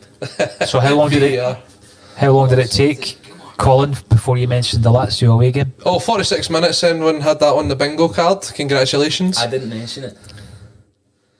You well, of course the Lazio game, but even go to Denmark in the last 32, go over there and expect to get something, which we did. So we've had quite a few new subscribers and listeners since the last time you were on the show.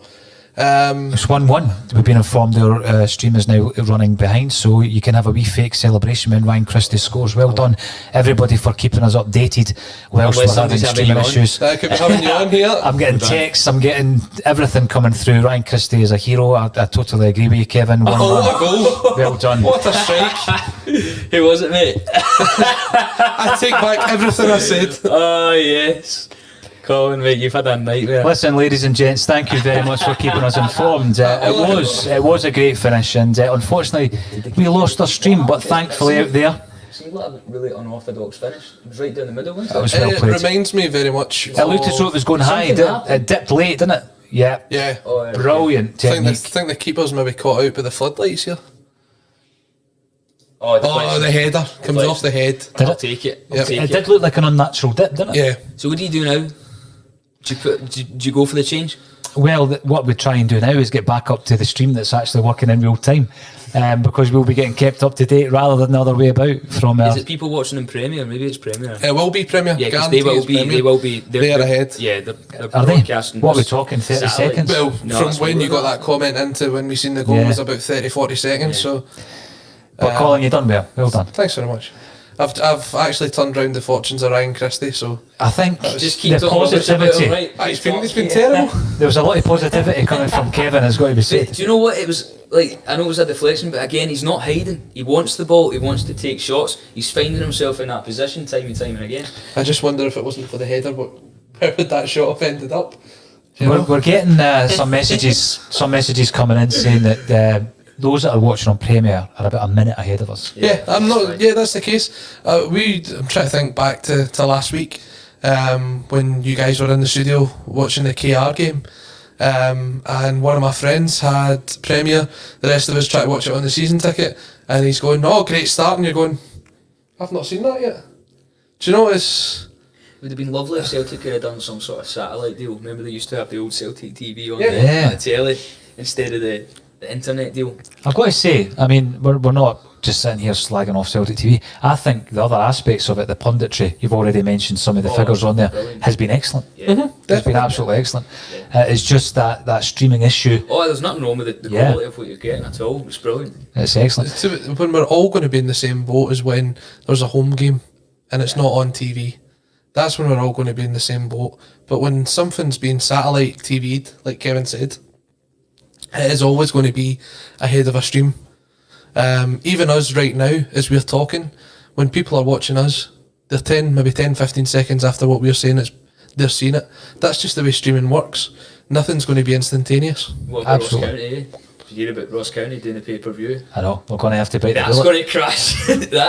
They'll go from having 2,000 fans on it every week to getting... Or they could just use that Castori website that was able to manage 100,000 orders at once. No, Kevin makes a really good point.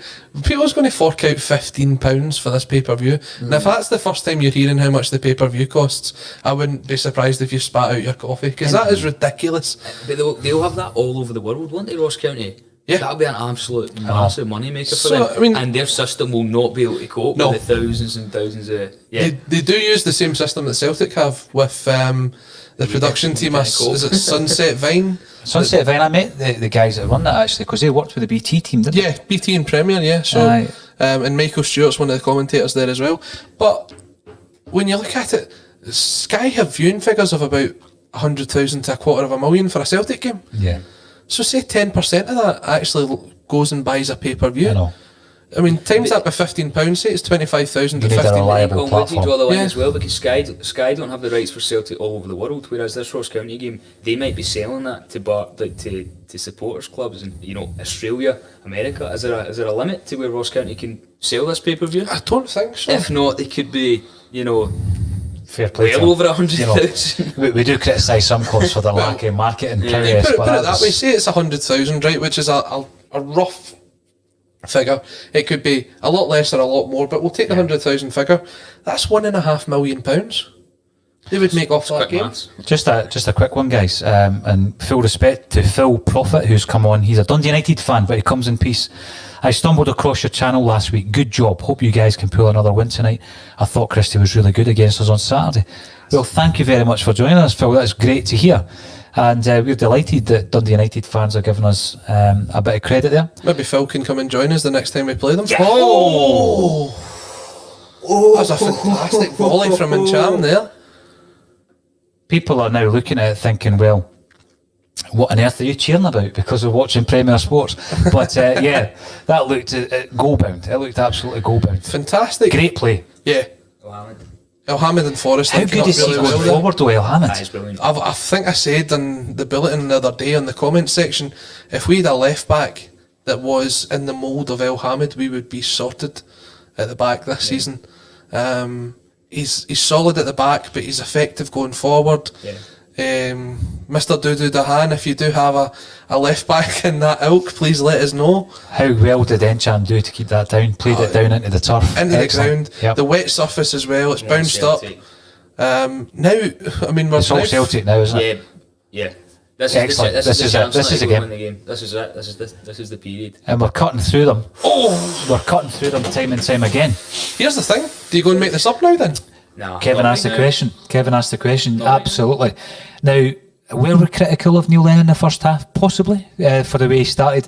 But, you know, he's actually stuck to his guns, Colin, and he's been proven to be right here in the second half. My concern here, though, is we get hit on the counter. At the moment, he's right. Well, at the moment, all he's done is make up for, the errors in the first half. But one goal changes everything again for them. Next team to score will go through. That was a good Ryan That's a Christie. bold prediction. That's a bold prediction. I think the next team to score will go through. I think Celtic have done extremely well to regain control of this game. Yeah. They did come out of the traps, Ferencváros, and I was saying in the first half they looked like the home side. The very relaxed goalkeeper was collecting the ball 40 yards out, and Celtic were relying on the left-hand side, but it's not been a feature of the second half. We're going down the right. So a lot of the good plays coming down the right. But when you think on it, it's the same side of the park. Like, we're going down the left-hand side in the first half and going down the right-hand side in the second half. It's the same part of the park that we're kind of going up and down. Is that something to do with the pitch? Well, some of us have played on that park, Colin, and it's quite a wide pitch. How long did that take for me to mention that? So that's 60 minutes for the Pirlo bingo. Yeah, the Pirlo bingo, that's right. And by the way, it wasn't me that said that I appeared to look like Pirlo when I was, I don't know if collecting the ball. anybody did, to be fair, Paul. I think someone did. An anonymous Facebook user. Yeah. Who's doubting Lennon now? Ian McIntosh. Yeah, get it right up us. That's what you do. That's exactly what you do. Ha, Christie, who's doubting Lennon now? That's fair play. Fair play. But I never doubted Christie at all. so here's the thing. See, if it takes people to criticise to get a result out of players, then Criticism's right. The first like paint it whatever you want. The first half, majority of the first half wasn't good enough. Whether Celtic have turned it around or whether they do turn around, hopefully. But the way we started the game wasn't right. That's a terrible decision by the referee. He's got to take into account the surface is very slippy at the minute. Scott Brown didn't even go in there with his studs up or anything. It was a 50-50 ball to be won. That's poor.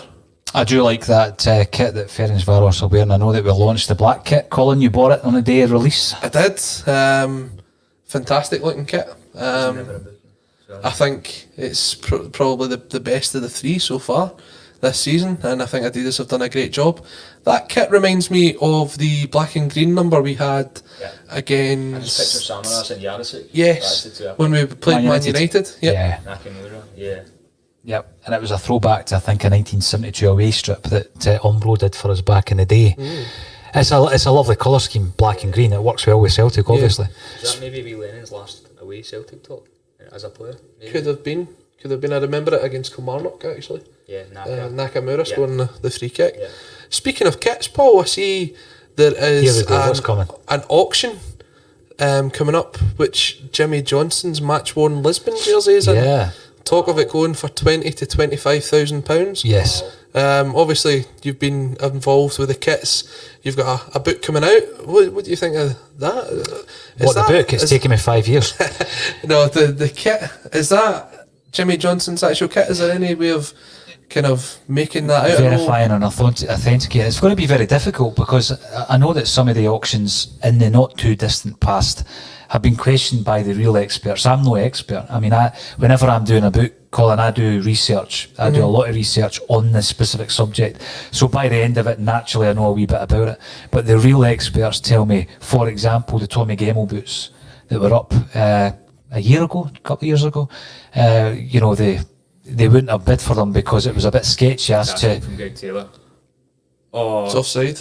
Oh, it just shows you again how we're able to cut through this defence. See Greg Taylor's first touch there? Lovely. Oh my goodness. And again, El Yunusi is definitely coming into the game. So is it the jersey? I think the discussion would be more than one jersey was worn as well, Colin. He's well onside. He's a mile onside. He's well onside. He's timed that run perfectly. What was the reaction of their players? What's a finish? There was no reaction. There was no reaction from their players. Is that going to be something that comes back to haunt us? It should have been a goal, but we're cutting through them. He was offside there regularly now, Colin. Yeah, definitely. What I would say about the jersey, an absolutely remarkable piece of Celtic history. The auction houses do all the checks on authenticity, etc. So beautiful, classic Celtic kit, world renowned green and white hoops. And of course, wee Jinky's got a special place in all our hearts. So, no, I'm not in the market to spend 20 grand on a jersey if you're asking. I'd need to remortgage my house for that, but someone will be prepared to pay it. Oh, definitely. There'll be. I'm surprised it hasn't actually made the mainstream news. It was quite obscure that this auction's coming up, and Jimmy Johnson's match-worn Lisbon jersey is part of it. I mean, it's an incredible piece of Celtic history, and I think it would be naive of Celtic not to actually go in there and maybe pick it up for themselves. Just thinking that. I mean, I've said it for long enough. You can't have many better things in the Celtic Museum than that. It is Celtic's defining moment in history. I've always said as well, Colin, my idea all around it, because I was working with people who collected jerseys and they're dedicated to that, and none more so than Neely Mockin, who's got an amazing collection inherited from his dad. But I always felt that all this memorabilia and the medals and the jerseys should have been housed in a all year round exhibition that whoever has given or loaned their items should be paid as part of the profit made from an exhibition that happens all year round. That should have happened a long time ago. I mean, there's an example. I know it was cancelled yesterday. But the Celtic FC festival, when you're looking at trying to introduce a new generation of fans, I know.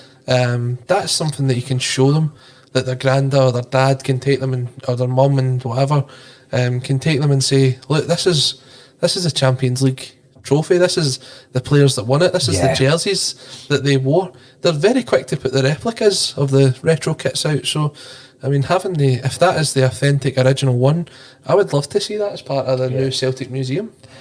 Someone's coming on and asking, Colin, it's Francie Dalbellew, you're a regular on a Celtic State of Mind and you're always welcome. Colin, are you sponsored by your Penguin t-shirts? I think Francie's got a wee thing. The last time I done a stream, he came on and had a go at me.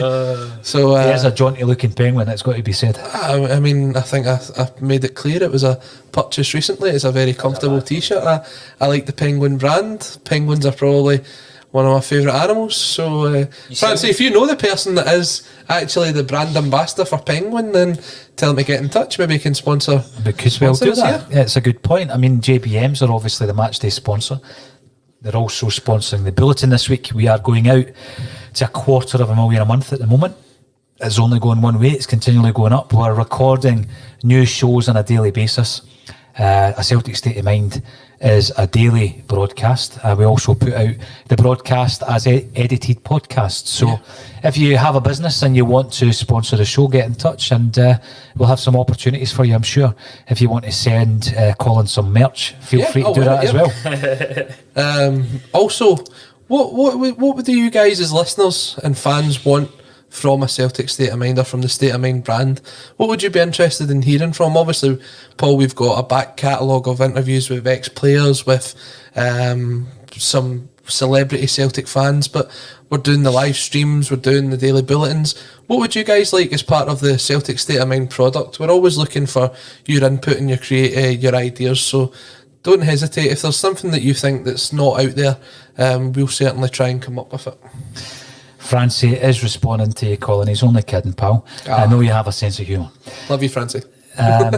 So we've got Dundee United fans coming on and speaking to us. We also have a Rangers fan coming on. Do you think Lennon is a lesser manager than Brendan Rodgers? Genuine question. Now, to be fair, we will engage with anyone who is of sensible mind. So, Rangers fan, you've come on, you're asking the question. I'm going to throw it out to the pundits. Neil Lennon, a lesser manager than Brendan Rodgers? It's an interesting one. I think Lennon's been a success at Celtic because he understands what the club is and what it means for the fans in the stand. I think Brendan Rodgers as a general manager would have more success wherever he went, because he's probably more tactically sound, and he has had the training under guys like Jose Mourinho when he was at Chelsea. So I would say Brendan Rodgers is probably tactically, and if you were putting it out across the kind of spectrum, he's a better manager. But for this job, at the minute, there's probably nobody better than Neil Lennon when we're in the position that we're in. I don't know what you think of that, Kevin. Kevin, what's your thoughts? It's very, very difficult. I mean, when Brendan was in charge, it was just success. So you would naturally say, yep, he's the best manager since Martin O'Neill. But you look at the European games and what Lenny's done since he's come back. Yeah, I can't remember the amount of times that I was screaming at the telly when we were getting thumped off PSG, and the home games when I was standing up screaming because he wouldn't, Rodgers wouldn't change what he was doing. So obviously, Colin, you said he's maybe tactically better, but maybe he just knows more about it. But Lenny, for me, certainly in the biggest games, is maybe tactically better because he's willing to change his system. I think Rodgers talks a good game. Talks a very good game. I mean, when you look at it, when he was here, he managed to get a night at the Hydro sold out because of how he can talk the game. And how many people have used the book as firewood in their back gardens? Well, I heard there was a shortage of toilet paper at the start of this lockdown, so I'm sure some of the copies were used for that as well. What I would say, Colin, is I felt that Brendan Rodgers had a stubbornness. Now, a lot of great managers have a stubbornness because they need to be stubborn in order to actually achieve what they've achieved. They need to have that focus and a stubbornness in a good way at times. But I felt that was his undoing in Europe. I also felt it was his undoing with certain players. There was a stubbornness with him in relation to the Dembele scenario, the Boyata scenario, and we lost 2 exceptional players as a result of that. Again, going back, just as the subs are starting to come on for Ferencvaros, 20 minutes to go. By the way, extra time's not a unthinkable thing here. But going back to that and the stubbornness, another manager that was kind of famous for that as well was Gordon Strachan. Gordon Strachan, especially with the players call. Yeah. If he fell out with a player, it would take a lot for him to get him back in his good books. Look at like Derek Riordan, Aidan McGeady, players like that really fell out of favour under Gordon Strachan. And Sutton, Thompson. Yeah, as well, yeah. These guys. Absolutely. Basically, the ball came out on Neil's team, he didn't want to keep. One of the players you might know I mentioned there, Colin, was Donati. Remember, he fell out of favour. He started coming on to a game when Mowbray was in charge, and we got a good offer, or what the powers that be felt was a good offer, and we sold him.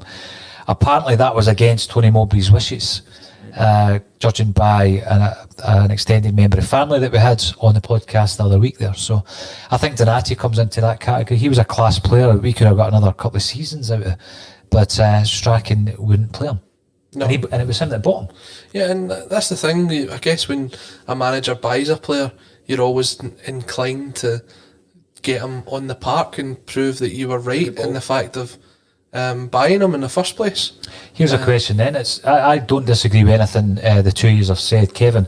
Absolutely, when it comes to Europe, there was a stubbornness to change and adapt, which Neil Lennon doesn't have, and the performances and the results have been far better under Lennon. I come into this game, we're up against a team here. Did we underestimate them? I don't think so. We've done a bit of research on them, Colin. If I was to give you £5 million and ask you to go out and buy me a centre half, would you feel more confident giving that £5 million to Lenny or Rodgers? Because for me, the biggest failing under Rodgers was his transfer record. Was it though, or was it that he was a bit unrealistic with his targets? Now, I say unrealistic. There's players now that we're spending 7, 8, 9 million pounds on that we didn't really under Rodgers' era. When you look at a guy like Christopher Ayer, we were close to signing players to the point of which they were actually in Glasgow Airport before being turned around because we couldn't get the deal over the line. Is it now that the Celtic hierarchy have now looked at it and went, we could be in trouble if we don't actually spend the money? Or was it just the fact that Brendan Rodgers was putting a team out there and they were winning comfortably, so why spend that sort of money? Bit of both, I think. I think we're looking now at the 10 in a row, the immediacy of that, whereby in the past, and Hickey would have been the case in point, he's a project. Yes. He's a guy that wouldn't go straight into the team. Whereas we're buying players like Julien, like you mentioned, Ayeti, Barkas, El Yunusi, albeit on loan. It's dangerous. Bigger transfer deals, bigger wages, but it's for the immediate impact of those players. I think when you look at the 4 guys I mentioned on my tweet that was that got a bit of traction the other week there, Colin, 4 players, 69 appearances, and if you calculate with wages, for every 90 minutes the guys played, it costs us £250,000. No, it's not a penalty. No, definitely there's been a lot of wasted money, and as I think I pointed out to you as well, a lot of the times that money's wasted in the January transfer window. Sorry to upset you guys, but we are running a wee bit behind and the news isn't good, and Ferencvaros are 2-1 up, and that is coming through various sources online, so it really is a backs to the wall performance for Ferencvaros for the last 15 minutes. Why have we still not made a change? I think it needs to happen now. The second half though, Colin, other than this breakaway, which is... This is the goal. It's clinical. That is pathetic. He's done well there. That is absolutely pathetic defending. It's terrible defending. So the keeper shouldn't be beat from there either. It's terrible defending. The keeper's relying on the defender to actually get across Lenny's and looking stop to make that. a substitute, so he's going to make a change now. See, when you were talking about it, when you were talking about Rodgers and Lennon, obviously, like, Rodgers got us in the Champions League a few times. Yeah. Last season, we didn't even make the playoff. And I hope this doesn't turn out like this tonight. But when do you start, asking these questions about Champions League qualifiers? If we're, last year we weren't good enough to beat Cluj over 2 games. I'm hoping this changes tonight, but if it doesn't, going out the Champions League in this round is a a massive failure for Celtic Football Club. I agree with you. Last year against Globe was it was a failure. Yes. It was a failure. Rodgers' first season was at Beersheba, went through. Second season, Astana thumped them. So, and these were the playoff rounds. We didn't even get to the playoff round last season under Lennon. So, so they've not been tested on the same level. This might sound like a really silly thing to say, right? But we're talking about Lennon and Rodgers. I always thought that Rodgers was fantastic at beating teams that we had better players than. If we had better players than the team that we're playing against, we would beat them. Whereas Lennon was good at getting results against teams that we might not have as good players as, in terms of the talent in the squad. Yeah. Does that make sense? What I'm trying to say? Definitely. The way Rodgers dominated against Rangers, we had better players. Whereas under Lenny, we've been beaten a couple of times, but not because they've got better players than us. They've just exposed weaknesses. Whereas Rodgers, if you're going toe to toe and you've got a better team, you're going to win. If you're going toe to toe against a better team than you, we're getting thumped. There's one point I would make about the goal actually, which has resulted in Ayeti coming onto the field to play for James Forrest. And the point I would make is there's a moment where El Hamid actually wins that ball, but he doesn't do anything with it. He actually allows it to roll off his toe back into the path the striker. So El Hamid, I've been bigging him up all night. I think he's an excellent player. He's adaptable. He's good going forward. He should have done better. Let it be known, this is a disaster for Celtic tonight. So if we go out tonight, this is a disaster. This is... Who's to blame? I would say Lennon's to blame. In any other season, apart from obviously the 10 in a row with it's a priority this year, and last year obviously 9 in a row was a priority, in any other season, the manager's really getting his head chopped off for this kind of result. No, you're right, Kevin. Really, you're absolutely really right. are. Dyla gets slaughtered for it. Going out in the playoffs. Someone should have been there to tap that ball in. That's a fantastic bit of play there. You have to also look at the fact that we went 2-1 up with a brilliant goal. It's been disallowed. That was an excellent, example of... We went 2-1 up with a brilliant goal. It was disallowed. Oh yeah, sorry. Celtic. What do you think? I totally forgot about that. About 10 minutes. It was a perfectly good goal. Yeah, It was a perfectly good goal, yeah. Totally forgot about it. Does Ajeti look unfit to you? He's obviously not got the match sharpness. It would be amazing again if he made a difference tonight. El Hamid's off as well. Let's take it the Shrimpong that's coming on for him. We're having to change the shape because we're up against it now, Colin. But it's all out attack now. We've got to outscore the opponents. It's as simple as that. I said it at the time. I was scared of Celtic getting hit on the counter attack, and it happened. It was just a long ball up front, a big striker that we couldn't control, and the ball's in the back of the net. It's really just not good enough for Celtic at the minute. They're going to time waste now. They're going to see out the game as much as possible. I honestly don't think we're coming back into this. I think we're out now. I'll be surprised if I'm proved wrong, but It's a bit negative. I'm going to stay Kevin. positive. It's a bit negative. I'm going to Come stay on. positive. I know it's... We'll get a chance. I'd rather be surprised than disappointed. By going, a pessimist is never disappointed. Who sung that song? So when you're looking at the second half though, Colin, like you say, Kevin, the chances made by Celtic in this second half, we're going to create more chances before the night's out. Yeah. It's just whether we can take it and keep them out of the other end. So we've reverted to 3 at the back. Is Frimpong turning it into something of an enigma? He comes in, he's like dynamite for the first half a dozen games. Now you just never know what you're going to get from him. Are we 3 at the back? I I thought Frimpong came on for El think Hamid. he's a very talented player, but a Forrest lot of came off too, expectation because of how good he was when he first came into the team last season. There's a lot of expectation put on him immediately. He might need to take another year or two just to develop and find exactly what his position is and develop in other parts of his games. But he's definitely a threat.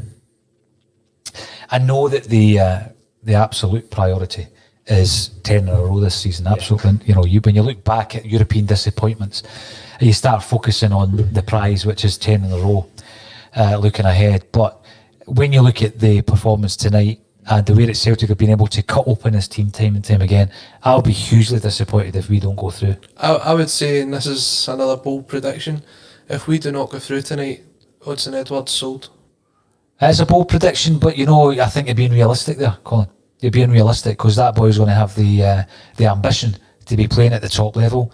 Would a top 6 English club be interested in buying him?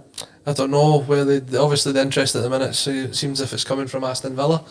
I think he's better than Aston Villa, but sometimes if that's his only option out there, he might see it as a route into the Premiership and do what Virgil van Dijk done.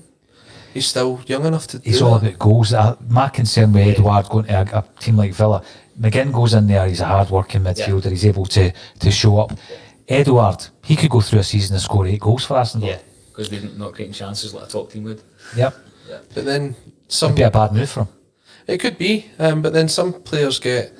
I mean, you look at like Danny Ings for Southampton last season, and a struggling team still managed to score 22 goals. So You'd be better doing what Dembele did and maybe finding a team abroad. could be his option. I'm not really. The interest seems to be coming from down south at the minute. Yeah, I mean, whether it's England or not, there's a Champions League team out there that would be happy to have him and pay the money for him. Yeah. From any country. I mean, who's to say that maybe Mr. Dembele doesn't move on from Lyon and Yeah. that's the like for Well, like hopefully it replacement? does. We get some money in. Anyone down south who has the cash would be wise to buy the pair of them. Yeah, To be fair. definitely. Yep. Because that would be an incredible partnership, and one that we unfortunately didn't see for any great length of time, did we? But I mean, we're talking about Eddie away. We've still got 9 minutes to go here. I think those watching at home might have about 7 minutes to go, and we'll I know. actually can't believe this. I can't believe it. It's so disappointing, Kevin. There's just no excuse for it from the management, from the team. There's no excuse for it at all. You can say 10 in a row is a priority, right? See if you're halfway through a season and you're in a Champions League group and you're not doing well, then maybe you can say, look, it's okay, we've still got the league. Yeah. But this, after a few weeks off as well, nah. No, you're I'm absolutely not, right. I'm not buying it. I'm not buying that this is just going to be swept under the carpet because of 10 in a row. You're Hope to God we can turn it round. you're at home. Oh. You're just looking for a Jetty to be 2 yards behind himself there, Colin. Yep, definitely. And in the hooper position. in the hooper position, yeah. Now, when you're looking at your point, Kevin, I can't disagree with you. I've been a massive fan of Neil Lennon, both occasions that he's been a manager. But when you start at home, Yeah. 4 at the back, 1 up front, and the person up front's not a striker, there's only one person that can be blamed for that. Oh, Neil Lennon will have to take the blame for this tonight. There's no other way around it. He sat there with 2 strikers on the bench. It wasn't as if we didn't have a striker. We had 2 on the bench. Yet he's looked very good since he came on. Even if you only got half an hour out of him, who knows? He might have popped one in by now. If the concern is fitness, you play Klamala to run his heart out for an hour, chase every ball, Yeah. and then you bring on a Jetty. But playing with someone who's not a striker up front in a European game at home when it's a winner takes all is, that's going to be the focus point tomorrow when we talk about this game. Should Celtic fail to score? This is painful. Well done, young Frimpong on the other side of the park. So do you think it's all about the manner in which he came into the team, Kevin? Frimpong, he had such an impact, didn't he? Yeah. And he's not lived up to that. I wouldn't say he's not lived up to it. I think he's got bits in his game that needs to develop as a defender. And I think when you're that young, obviously that's going to happen. I also think because Elhamed's been so injury prone that Frimpong was having to play every week. Bauer obviously wasn't cutting it last season, so obviously when he first came in, he gave Lennon no choice but to keep him in. But then maybe I think if Lennon had a fit Elhamed for a lot of last season, then he could have just said to Frimpong, look, you've had a great run, we're going to rest you now, need you to develop on this. But he didn't have that luxury to do that with him, so I think that's got a lot that's a big part to play with it. Oh, definitely. And again, I was hearing reports that former fans' favourite Lustig has made the move as well. He's back in Sweden, isn't he? Yeah, Stockholm, yeah. Yep. Great move for him. You mentioned Bauer there. I know Colin wasn't a big fan. To be honest with you, I thought there was a lot of defensive qualities that Bauer had. Yeah. Going forward, his distribution was good. Yeah. His crossing was good. I fancy him to take a better corner than we've seen tonight. And but we've been left short at right back, to be fair. And maybe Frimpong's played more games than we would have expected, Kevin. But this is poor. This is poor from Celtic at 5 minutes to go, 2-1 down at home. The reaction we're getting online is one of real disappointment. Yeah, and completely understandable. We really shouldn't be in this position. Really shouldn't be in this position.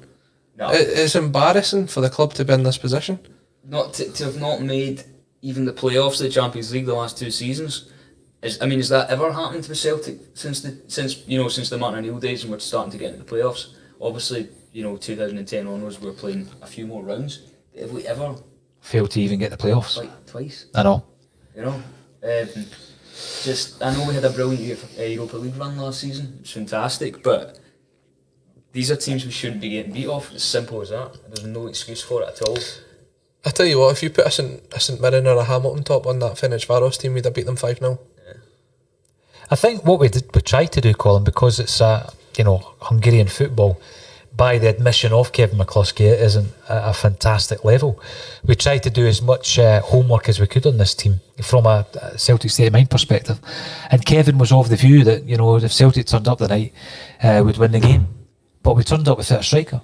Yeah, that is just it's never going to be forgiven, the fact that we turned up without a striker tonight. There's been occasions in the past where people have been criticised for trying to do that in the past. I think Lennon's done it and he got away with it against Rangers in the League Cup final, famously. But tonight, it was clear straight away it wasn't working. No. We've waited and waited. Obviously, we got the breakthrough in the second half. But after all that intense pressure, to lose a goal it's such a soft goal to lose, And then the options on the bench were limited as well. You're looking at who you got left on the bench to potentially bring on. You got Klimala there. There's Sorrow. There's Cameron Harper. The squad is pretty threadbare at the minute. I'm just wanting somebody to come in and comment and tell us that it's 2 each. Yeah, and same. I'm half not even watching this anymore because I'm waiting. It's just, this is completely embarrassing. And Lennon, I don't know, when we talked about earlier whether Rodgers or Lennon was the better manager tactically, things like this would never have happened under Brendan Rodgers. No.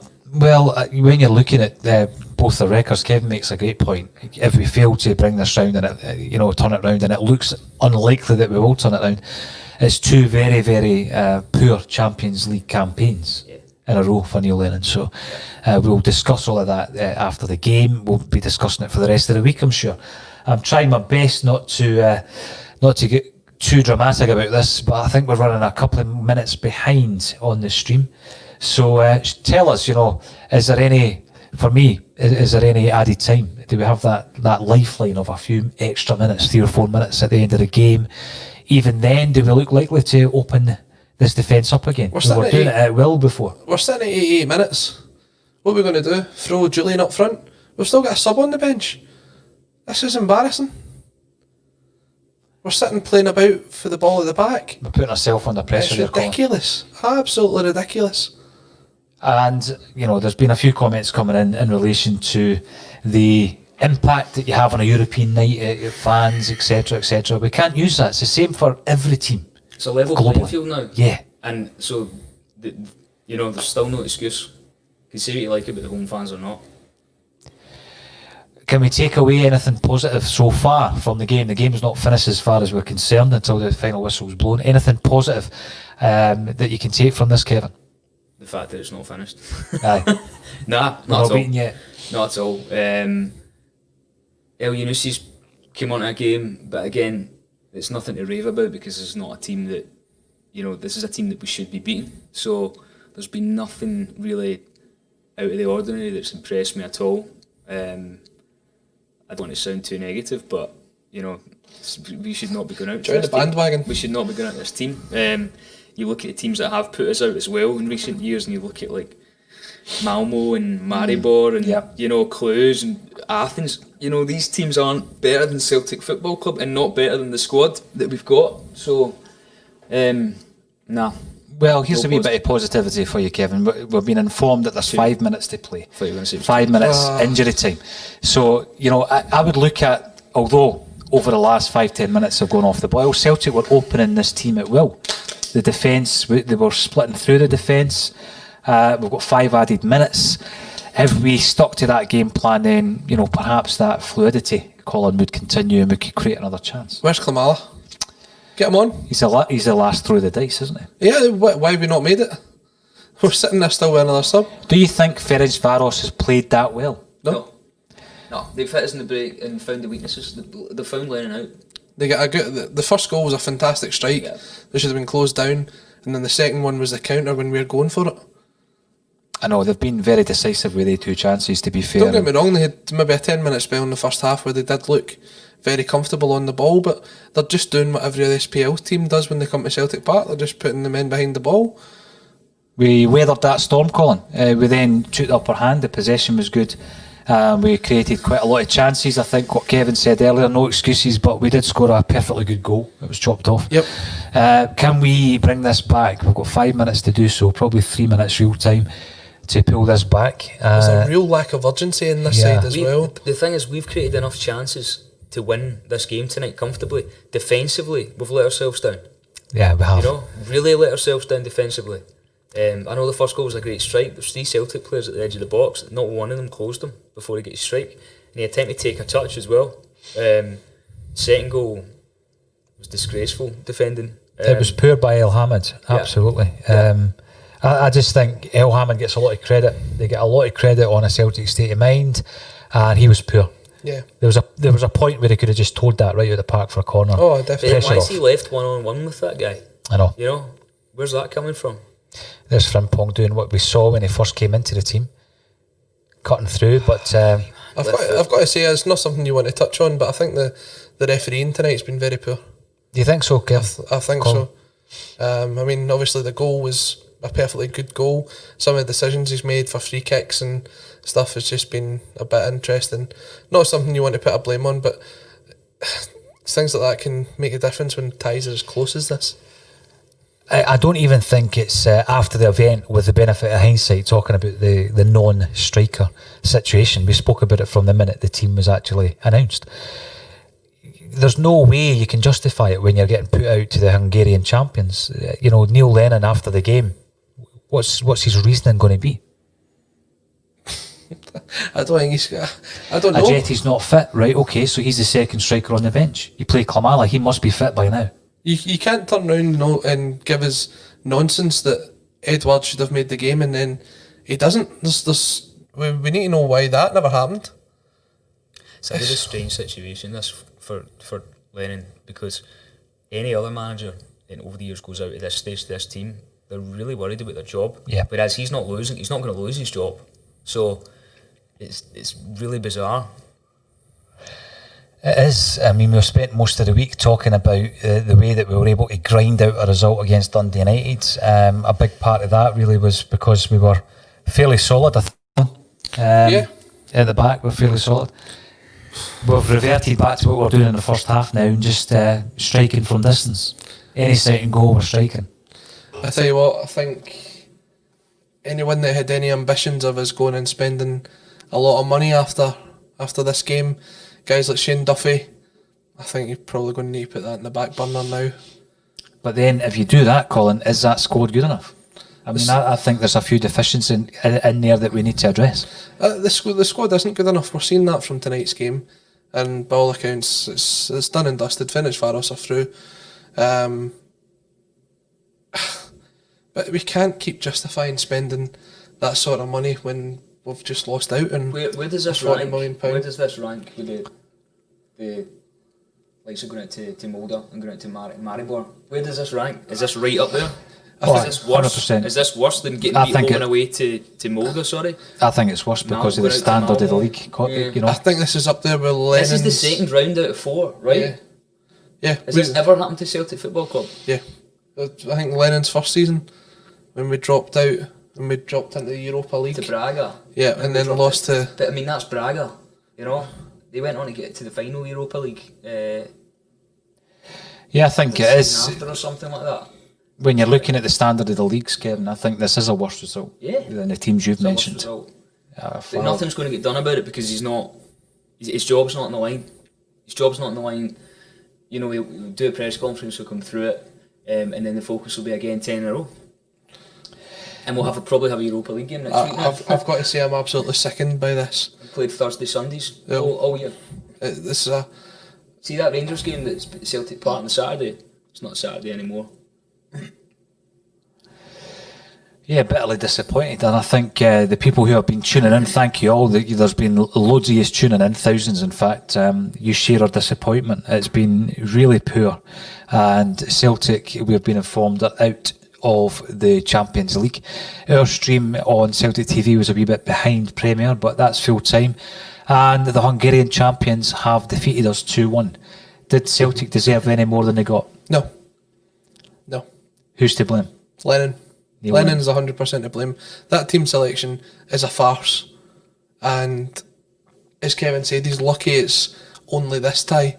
If we had done that at home to a Hamilton or a St Johnstone, there would be clamour for him to lose his He's job. lucky it's the 10 in a row season, and we can't afford to swap a manager now. You know, we can't afford any unrest at the club at all. No. Same with players going in and out. He's lucky. And I don't like to publicly criticise managers or players. But that's the fact. He's lucky that it's this season. Any other season going out at this stage in the Champions League to this team would be really trying to fight for the job. I think he's shown he's tactically not as astute as most other managers when you look at it. We had the options to go to 3-5-2 long before we did. We knew we were struggling in the game to create chances. It took us to well past the 70-minute mark to make the substitutions. It's not good enough. And we do it time and time and time again. And there's a potential £40 million prize pot where we only had to win, realistically, 4 games to get through to it. Against teams who aren't better than us. We were seeded. We were going to be third seeds in the group stage. This team, Ferencváros, are they any? What are they going to do in the next round? Probably get put out. They'll get put out. We'll end up playing them probably in the Europa League. Yeah, we'll play get them in the Europa stage of the Europa League. Well, you can go to Hungary and watch it. What I would say, Colin, for me, is I actually think that we opened that team up on numerous occasions, particularly in the second half. The biggest issue for me was the poor defending by Celtic once again, and it's the same discussion that we've had. We had the same discussion after the Kilmarnock game. It was terrible defending for their second goal. So you're saying there, okay, we can't go out and buy Shane. I think Shane Duffy's a priority. You've got to move mountains to buy Shane Duffy. I tell you what though, if Celtic are going to go and spend money, someone's going to leave now because we can't balance the books. Well, Peter Lawwell is massive on balancing the books. Yeah. And I mean, I'm looking at this team walking off the park and half of them look as if they don't care. Who gets pass marks tonight in the Celtic team? Elyounoussi, I would say, probably gets pass marks. If it wasn't for the goal, El Hamid would probably get them as well. Ayer? No. Did he do anything wrong tonight? I don't think he... Pass marks. He should have been in that position covering where El Hamid was. James Downey reckons that McGregor should get pass marks tonight. I think McGregor worked very hard this evening. There's a suggestion that obviously you've already said that a player will move. The 3 players mentioned time and time again is Edwards, Ayer and Encham. And the question is, of those 3, who do you sell? Because we are now facing the prospect of losing one of them. I wouldn't want to sell him.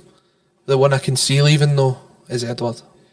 Well, you know, we've been talking about Turnbull coming in, and as much as I think he's a great player, in terms of Scottish prospects, Colin, that's not the type of player that we're crying out for looking at that performance tonight. We need to shore up the defence. Edouard, if he goes, let's be honest, the amount of chances that Celtic make, we spoke about it before, we've got a striker in Lee Griffiths that scored 42 goals in one season. We've got a new signing in a Yeti that we've not seen fully fledged yet, fully fit. Edouard would be a lesser loss for me than someone like Ayer or even Encham. But then you look at tonight's performance and you see where you're missing Edward. But we don't have to worry about that anymore. But in the first half, when you said it yourself, when Christie gets into the box, if that's Edward on that, he's more composed, he's better on the ball, he can turn the striker and he can score. If for example, Edward, people might say that was a ludicrous comment that I've made in relation to him going. He's the most likely to go. Yes. Right, the value of Edward will then allow, obviously, as you say, the powers that be to balance the books. But we still need to strengthen, Colin. We need a centre half. That was a poor defensive performance tonight. Oh, definitely. And we can't expect to go 3 at the back when all we have is 3 centre-halves. And those guys know that nobody's there to take their place if they play bad. We've got nobody else to go in at centre-back. No. I know we've got Beaton, but he's not a centre-back, predominantly.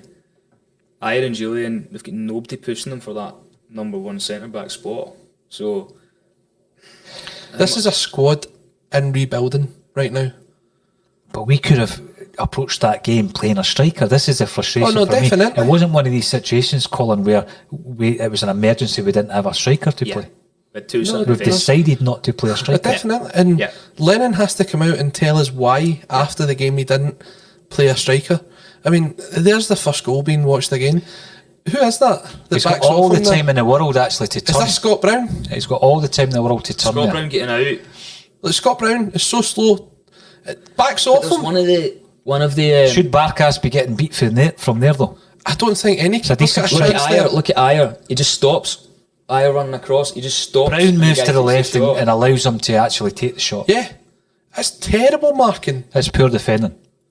And I think when we're talking about Turnbull, as good a player as he is, we don't need another midfielder at this moment in time. We need somebody at centre half. Do we though? Oh yeah. No, I'm not talking about do we not need another midfielder? Do we? Where's I Tom think we Rodgers? need I would love another midfield engine, and I think that's what Turnbull would bring. A lot of people have been saying that he's coming in to replace Rodgers or not coming in to replace. He's a completely different player than Rodgers. He's the guy that's going to. For me, I see Turnbull's kind of been brought in to replace what Brown would give you over the space of 10 years. Box to box engine. The Turnbull's not going to change that performance tonight. No, I'm not saying that. You look at that performance tonight, and the weakness wasn't the person playing behind the striker where Turnbull would be playing. Not a chance. No. We didn't have somebody that could put the ball in the back of the net in the box. You look again, Colin, you look at the 2 goals, right? It was all about how decisive they were. Yeah. The first one, yes, he wasn't closed down, but the strike was decisive. The second one, that boy really didn't have any right to beat El Hamid. It's not as though El Hamid was on the wrong side of him at any point during that run-up, yet he finished it. Yeah. Celtic's chances, I've not seen the stats, we had numerous chances, yet we scored 1. And fair play to obviously what Kevin says. We did score a second goal. I'm not going to use that as an excuse for us not winning or drawing the game tonight. I thought the disallowed goal was a goal. Very much like the Kilmarnock situation, Colin, with the ball being out the park. I wasn't going to labour that because we were dreadful after the ball broke. I mean, it would the still same be tonight. 2-2 tonight. Well, I don't know if they would have gone on to score the second goal, but even you look at that, and it would have still been a dodgy performance had that goal counted. When you look at some of the balls that went across the box tonight as well, though, I mean, there was balls getting. I mean, we're looking at one just now. Cham off the bar. See the 10 minutes after we scored, that was the chance to go and win the game. Really was. They couldn't cope with the amount of bodies we were getting into the box. We just couldn't put it in the back of the net. Florence Connolly, Celtic 28 shots, 8 on target. If you've got 8 shots on target, you need to score more than a goal. Where's the same at Dundee other United. 20 going? We've actually really struggled to like in certain games this season. See the 6-0 last week and the 5-0 on the day of the season. The other games have been the complete opposite, and it's strange. It's like, how can you go from being able to put the ball in the net so many times to just really, really struggling to find the net? Definitely. How do we regroup? What changes do we make for the weekend? We've got a game against Motherwell coming up. Maybe a striker. I don't know. I really don't know where we go from here. 2 up, 2 up. He's going to have to. Disallowed goal. This is one that What a finish. It's a great finish. we're convinced that it was onside when the ball was played from Greg Taylor, was it? Look at his touch from Taylor. That was an excellent touch, wasn't it? Now, Look at the guy he's in the far onside. side. he's online. The guy in the He's far side. miles Absolutely. onside. He's onside. He's onside. But the linesman is in line with the play. He's not got an excuse there. I know. Great The touch. linesman's actually watching right across the line. Wonderful And finish. he can't see that is onside. Yep, you're absolutely right. And I think El Yunusi was one of the positives. We've got to try and take a positive from tonight's game. That for me, his performance was a positive from that. I'm concerned about the defensive frailties that we have been exposed on tonight, Colin. And you're saying tonight, forget about a move for Shane Duffy. That's a priority for us now. Are you going to be able to afford a £5 million transfer now? At least 5 million. Yeah, you're probably going to have to shift someone out before you can get someone like Duffy in. Wages. I reckon we'll be looking at our third choice target, our fourth choice target now. As Stevie Mullen sat here and told us that Celtic had potential options if we got into the Champions League. They're gone. Guys like that you're looking at targeting, Riquelme from Atletico Madrid, even the boy Ekuban who have ruled out £7 million. We're not going to spend that money anymore. That money's not there for Celtic to spend unless someone goes out the door. So Shane Duffy, as much as he's a no-nonsense centre-half and the kind of player that you want in, we're not going to spend that sort of money anymore. And I think Shane Duffy himself will be looking at it and going, do you know what it comes down to? No thanks. Colin? I still think he'd walk to Glasgow to sign for Celtic, by the way. What are we building this team for? Are we building this team to win the league? Or are we building it to compete in the Champions League? Because I'm not sure. Because every other season we've been trying to improve so that we can maybe compete in Europe. But if you're asking me, do we need Shane Duffy to win the league this season? Probably not. Would I like him to come? Yeah, so we can try and compete in the Europa League. Brilliant. I feel like last few seasons, you know, since Brendan was here, it's been, right, we need to now improve so that we can compete in the Champions League. But I'm not sure that's what they're trying to do here anymore. Well, that's a fair point. What are we building? What are we building for? Because they're completely different transfer targets. So here's the thing, you take a look at the Rangers backline that have not conceded a goal all season. But they've barely had a shot in at them. We're the same, we've barely had a shot in. The 2 goals that we've conceded so far have been a deflection and a penalty. We could be in the same boat. But we're coming up tonight, and by the way, who gave the ball away for the goal? Ryan Christie. Going back to what Kevin said, Colin, right? What are we building for? There is a point of view that we only do just enough to stay ahead of Rangers, right? Well, however, you look at the transfers we've made so far, Ajeti, Barkas and El Yunusi, that for me would be taking it a step above that. The problem is, we've entered this game with, for me, one of our star men out. We should have still won that game. The selection of the team was the reason we didn't. When we go in and look at previous years, when we've been trying to qualify for Europe, when we get to this stage, the second qualifying round, not even the playoff round, the second qualifying round, we always go in with some sort of either injury worry or playing beat on it centre half, or we've just sold someone and we play beat on. Back in the day under Ronnie Dyla, it was guys like Jamie McCart and other ones that have Owen O'Connell yep. that have since moved on. In fact, I think we played Ralston at right back against PSG. Yeah, you know, but we've no excuses tonight. We've had since March when football was stopped to start looking at a team for this season. We're now approaching September, and keeper shouldn't get beat from them. Sorry, I know you're. Sorry, I was just watching their second goal. Elhamed, shocking. It was that bit there, you know. He could put the toe on it, put it right out the park. But you're right about Barkas. What did I say though? It's a big handful of a striker that we can't control. All it took was one lump off the park. We've lost an absolute monster out our team at the back for getting Fraser Forster. Not just as a goalkeeper, but the amount of confidence that he would give that defence playing in front of him. I mean, you saw that last season massively. And it's interesting that we go on about we need Shane Duffy. Joseph Siminovic should never have been let go until we got someone in. Yeah. Was he a victim of circumstance, Colin? Around about the lockdown and the panic? So. I mean, I think there would have been no harm in keeping him on whilst players were on furlough, for example. The players gave up their wages. He's made for a couple of months. Joseph's made some quite silly mistakes. You know, really big mistakes at cost us. Just go back to Copenhagen at home. Yeah. You know, and then I remember him. See, when we were playing PSG a couple of years ago at home, I remember him just pulling Cavani down. We were already 2-0 down. They gave away a penalty. He just dragged him to the floor. Didn't he get sent off in a qualifier maybe last season, the season before at home in the first half? But the straight red card. But the thing is, say for example tonight, if one of those centre halves was having a bad game, there's not someone that you could bring on. No. The big thing as well, Colin, there's a few points coming through saying, you know, that the outcome of this has been extremely negative.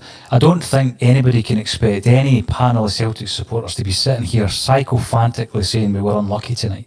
There's been nothing to do with being unlucky. That was a poor team selection. It was a bad decision not to play a striker, and then we didn't make the change when it was obvious that it wasn't working. I mean, here's the thing, that's not negative, that's just making a fair comment. Here's the thing, following Celtic's not all rainbows and butterflies. There's going to be times where you've got to be balanced and criticise the team, where they deserve it, and tonight they deserve it. We've already said there was a couple of standout performances from the likes of Elanusi, and some of the listeners have pointed out Callum McGregor as well. I think Callum McGregor does a lot without being recognised because he's running the sort of midfield engine in there. But there's guys out there that really you'd struggle to give them a 4 for their performances. Scott Brown's one of them. Scott Brown, as I said at the start of the game, lost every 50-50 tonight, got himself booked, and but then it's a game where today I don't know if you need him. So if you don't think Scott Brown should be playing in a game like this, where does that lie? Does that then lie with the manager for picking him? If you don't think a player should be in the team? We wouldn't have had Christie up front, and that was the manager that picked that. Do you know what I mean? So it comes down to the team selection, Colin. Yeah. People might think this is negative. We've just been horsed out of Europe by the Hungarian champions. In the earliest round, I think, that we've ever been knocked exactly, and we've spent millions on 3 players because the Elyounoussi deal isn't a free loan. I mean, there's a loan fee, there's wages. We've spent millions on trying to strengthen this side, yet we're going into this game with no recognised striker in the starting lineup.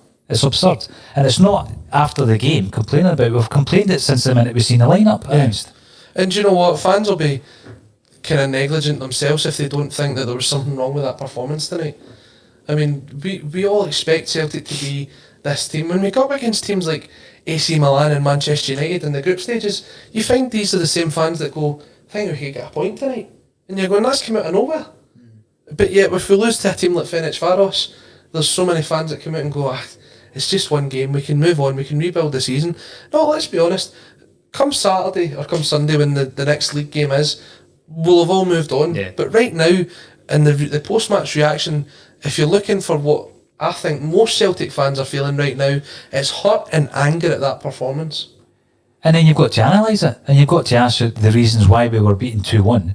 And then if you then bring up the fact that it was poor decision making by the person who picks the team, you can't then be criticised for that. There's a reason we were beaten 2-1 tonight, Colin, and for me it was a team selection and not playing their striker. Yeah. Simple as that. The players on the park have got to make a performance, but the players are on the park because they've been chosen by the manager.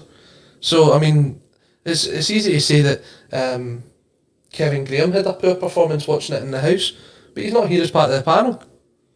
In the same way you says, Albion Ajeti, he's not on the pitch. He can't change the game if he's not there. What's important is you can't get into a situation, Colin, when you are creating content for Celtic supporters to become so psychophantic and scared to ruffle anybody's feathers at the club that you won't criticise. I will criticise. That was dreadful tonight. Absolutely dreadful. Just like the other week when I criticised the amount of money that we've wasted on players, the 4 that I mentioned that I've gone on about. It's money like that we could have been reinvesting in the squad, buying a centre half, buying someone else to back up James Forrest, going out and buying players like Turnbull, who we're obviously keen to purchase. We've got one left back. Now, a lot of that is down to Bolingoli's stupidity, and we've criticised him as well because he deserved the criticism. We can't sit here and not criticise people who are making blatant errors, and that's resulting in Celtic getting horsed out of Europe. We're only in the second qualifying round here. I think a lot of Celtic fans will be happy that the offices are shut, because if you go in there tomorrow, Rangers fans would give you it stinking for this result tonight. And if that's the way that the reaction would be, then that's when you know it's an embarrassing result. I think we've gambled on thinking we can just get through all these games without having to go in and buy a centre back that's going to push these two. We've actually seen that quite a few times in the last few years. We gamble on thinking that we can get through with what we've got, and we really just can't do it. Get through the early rounds, you're right. Yeah, we saw last year when Lennon signed Julian and Bolingoli, and he wouldn't play them against Cluj at home. That's right. But we take Julian out of that team from last season. We gambled on having other centre backs there that were going to be good enough to get us through, and we didn't have it. And I think that's obviously what you're saying about getting rid of Simunovic a couple of months ago. We kind of thought, right, we've got enough in the tank that with the 2 centre backs that we've got Beaton. If we do need them in there, we'll probably beat Ferencváros, and we'll probably get to the next round, and then we can start addressing that problem a bit later on. And it's completely backfired. There's only so many teams, Kevin, like Reykjavik last week, where you can go out and comfortably progress through that level. Europe, 6-0. Did we honestly expect to go out there tonight and win 6-0 again against the Hungarian champions last week? June Gardens, yeah. the Swedish champions. You know, we've had tough games against the Swedish champions in recent years. We have. Here's the thing, we've got another 2 qualifying rounds to go through now. So Europa League's not even guaranteed. No. We're still going to need to go out and play 2 more teams, hopefully, to get into Europe before, so that we've got Europe through to Christmas. Now, I know we've got a tough schedule coming up, and maybe Europe's not the best thing to have as part of that schedule, because we've still got to complete last year's Scottish Cup, we've still got the league. Yeah. But we'll get into it, but we'll be playing Thursday, Sunday again. We're already trying to make up points. the revenue that gets brought in from the Champions League cannot be understated. No. I know Rangers are saying basically their Europa League money is what's helping them catch up with Celtic.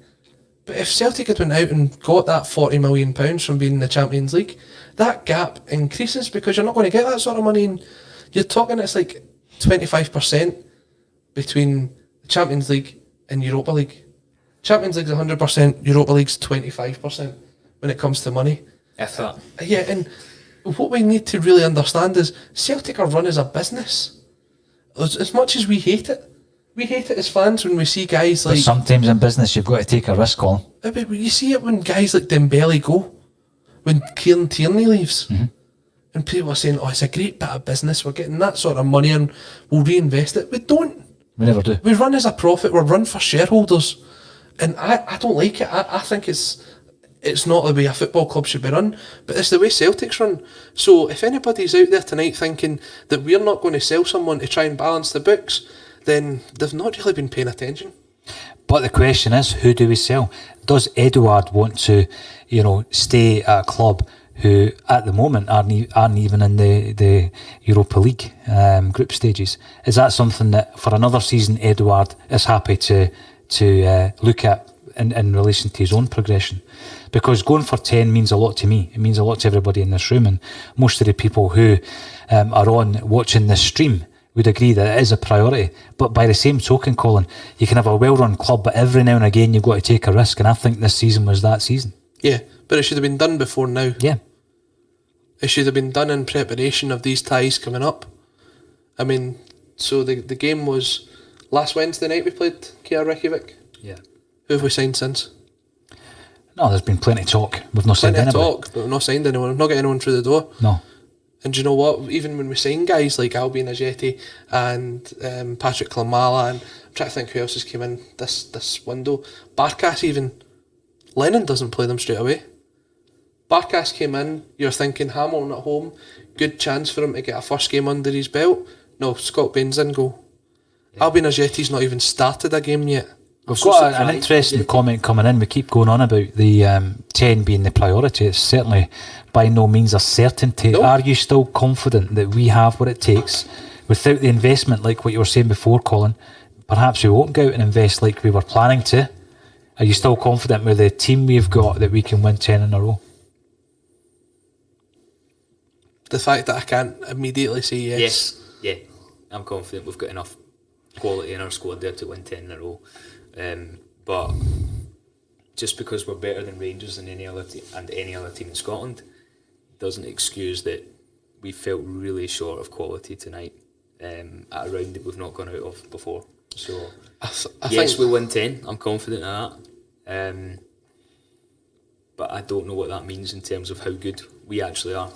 You're looking at you mentioned Big Jozo earlier on. You're looking at the losses, the players that we've lost this season. Johnny Hayes, Jozo, Simunovic, Fraser Foster. Have I forgotten anyone? There's been... Of everyone that we've lost, how many of them would have played tonight? Foster.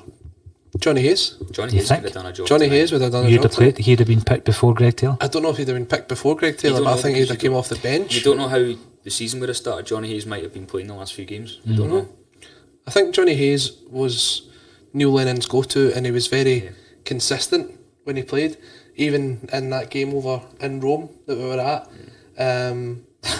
Apart from the first 5 What game was that? Like to, Apart from the first 5 You're minutes. Like trying to cheer us up, Colin. happier after that memories, happier performance. memories. But then look, the left back's not going. The left back wasn't the problem tonight. No, but I mean, the thing is it the lack of leadership on the park?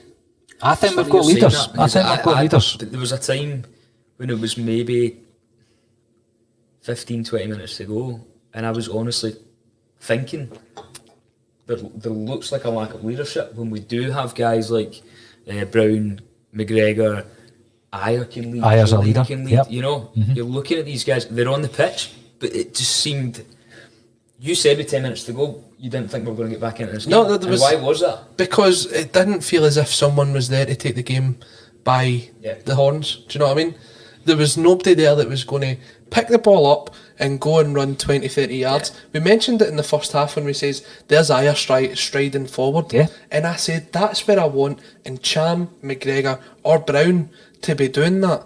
Because if you do that, then you've got players behind you that you're relying upon to stop the ball from getting any further. But when your centre half's doing it, he's leaving that gap at the back. Well, what I would say is, defeats can do funny and strange things to people's judgment. And we're talking about Johnny Hayes, for the love of God. And Mick Nolan, 88, Hayes leaving is the greatest travesty in the last few years. Now, Mick, are you on the wind-up? I mean, come on. Johnny Hayes would not have made a blind bit of difference tonight. That performance was down to the fact that we started without a striker. No, but let's be honest, we're all crying out for a left-back at the minute, right? Johnny Hayes would have been a good, solid option to have. Yeah, but it would have made no difference tonight. I'm not talking about tonight, though. If Edouard's playing up front, do we win that game? Yes. Right. If Griffiths is playing up front, do we win that game? Don't know. Seriously? Generally don't know. Over Ryan Christie? Yeah. If you noticed, we've always been you play a striker. Flair players on the bench that can come on. We didn't really have that tonight. No Tom Logic. Attacking. I mean, even having Encham on the bench to come on because the squad's normally that strong. You know, we didn't have any players that could come on there that was proper flair. Like you were saying, grab the ball in the midfield and take it through the centre midfield. Frimpong came on, right, but he's a right back or a right winger. But somebody in that middle that can collect the ball outside the box and just change it up a little bit. We didn't have anybody. I think when you look at that, Callum McGregor sits far too deep now. Yeah.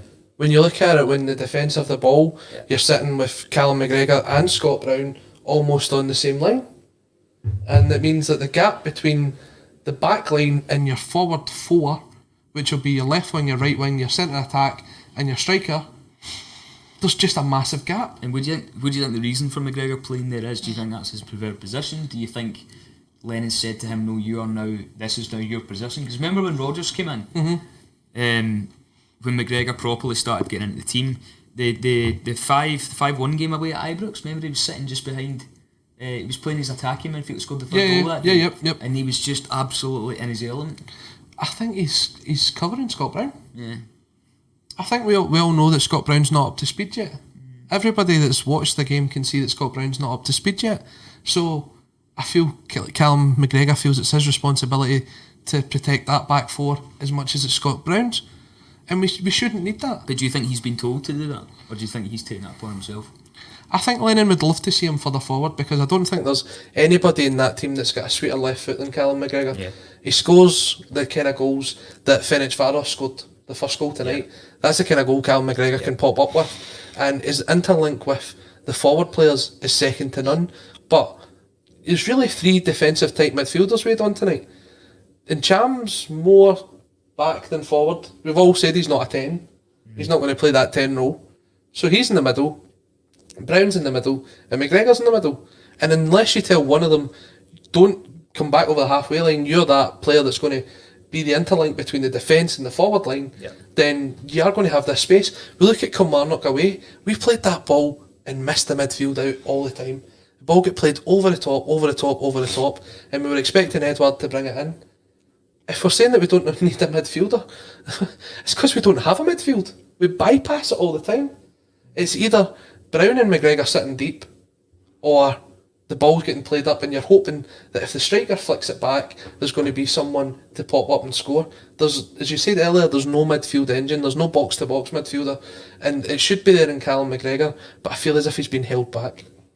We've had a massive audience tonight, Colin and Kevin, and loads of questions still coming through from a host of supporters from various teams, some who are delighted at tonight's performance. It's been a very poor and disappointing performance from Celtic tonight. I think we're all in agreement with that, Colin. But I've got to thank you because we're after 10 o'clock. We're a wee bit late in starting due to the actual stream not working properly. But we got there in the end, and unfortunately we were hugely disappointed with what we've just seen. we will be back with you tomorrow. We'll talk about it tomorrow. We'll have let the dust settle, and we'll see what the reasoning behind Lennon's selection was. But all that's left for me to say, Colin, and also Kevin, I hope you get better soon, Kevin. You're welcome back anytime. Thanks very Thank you for joining me on A Celtic State of Mind. Take care, guys.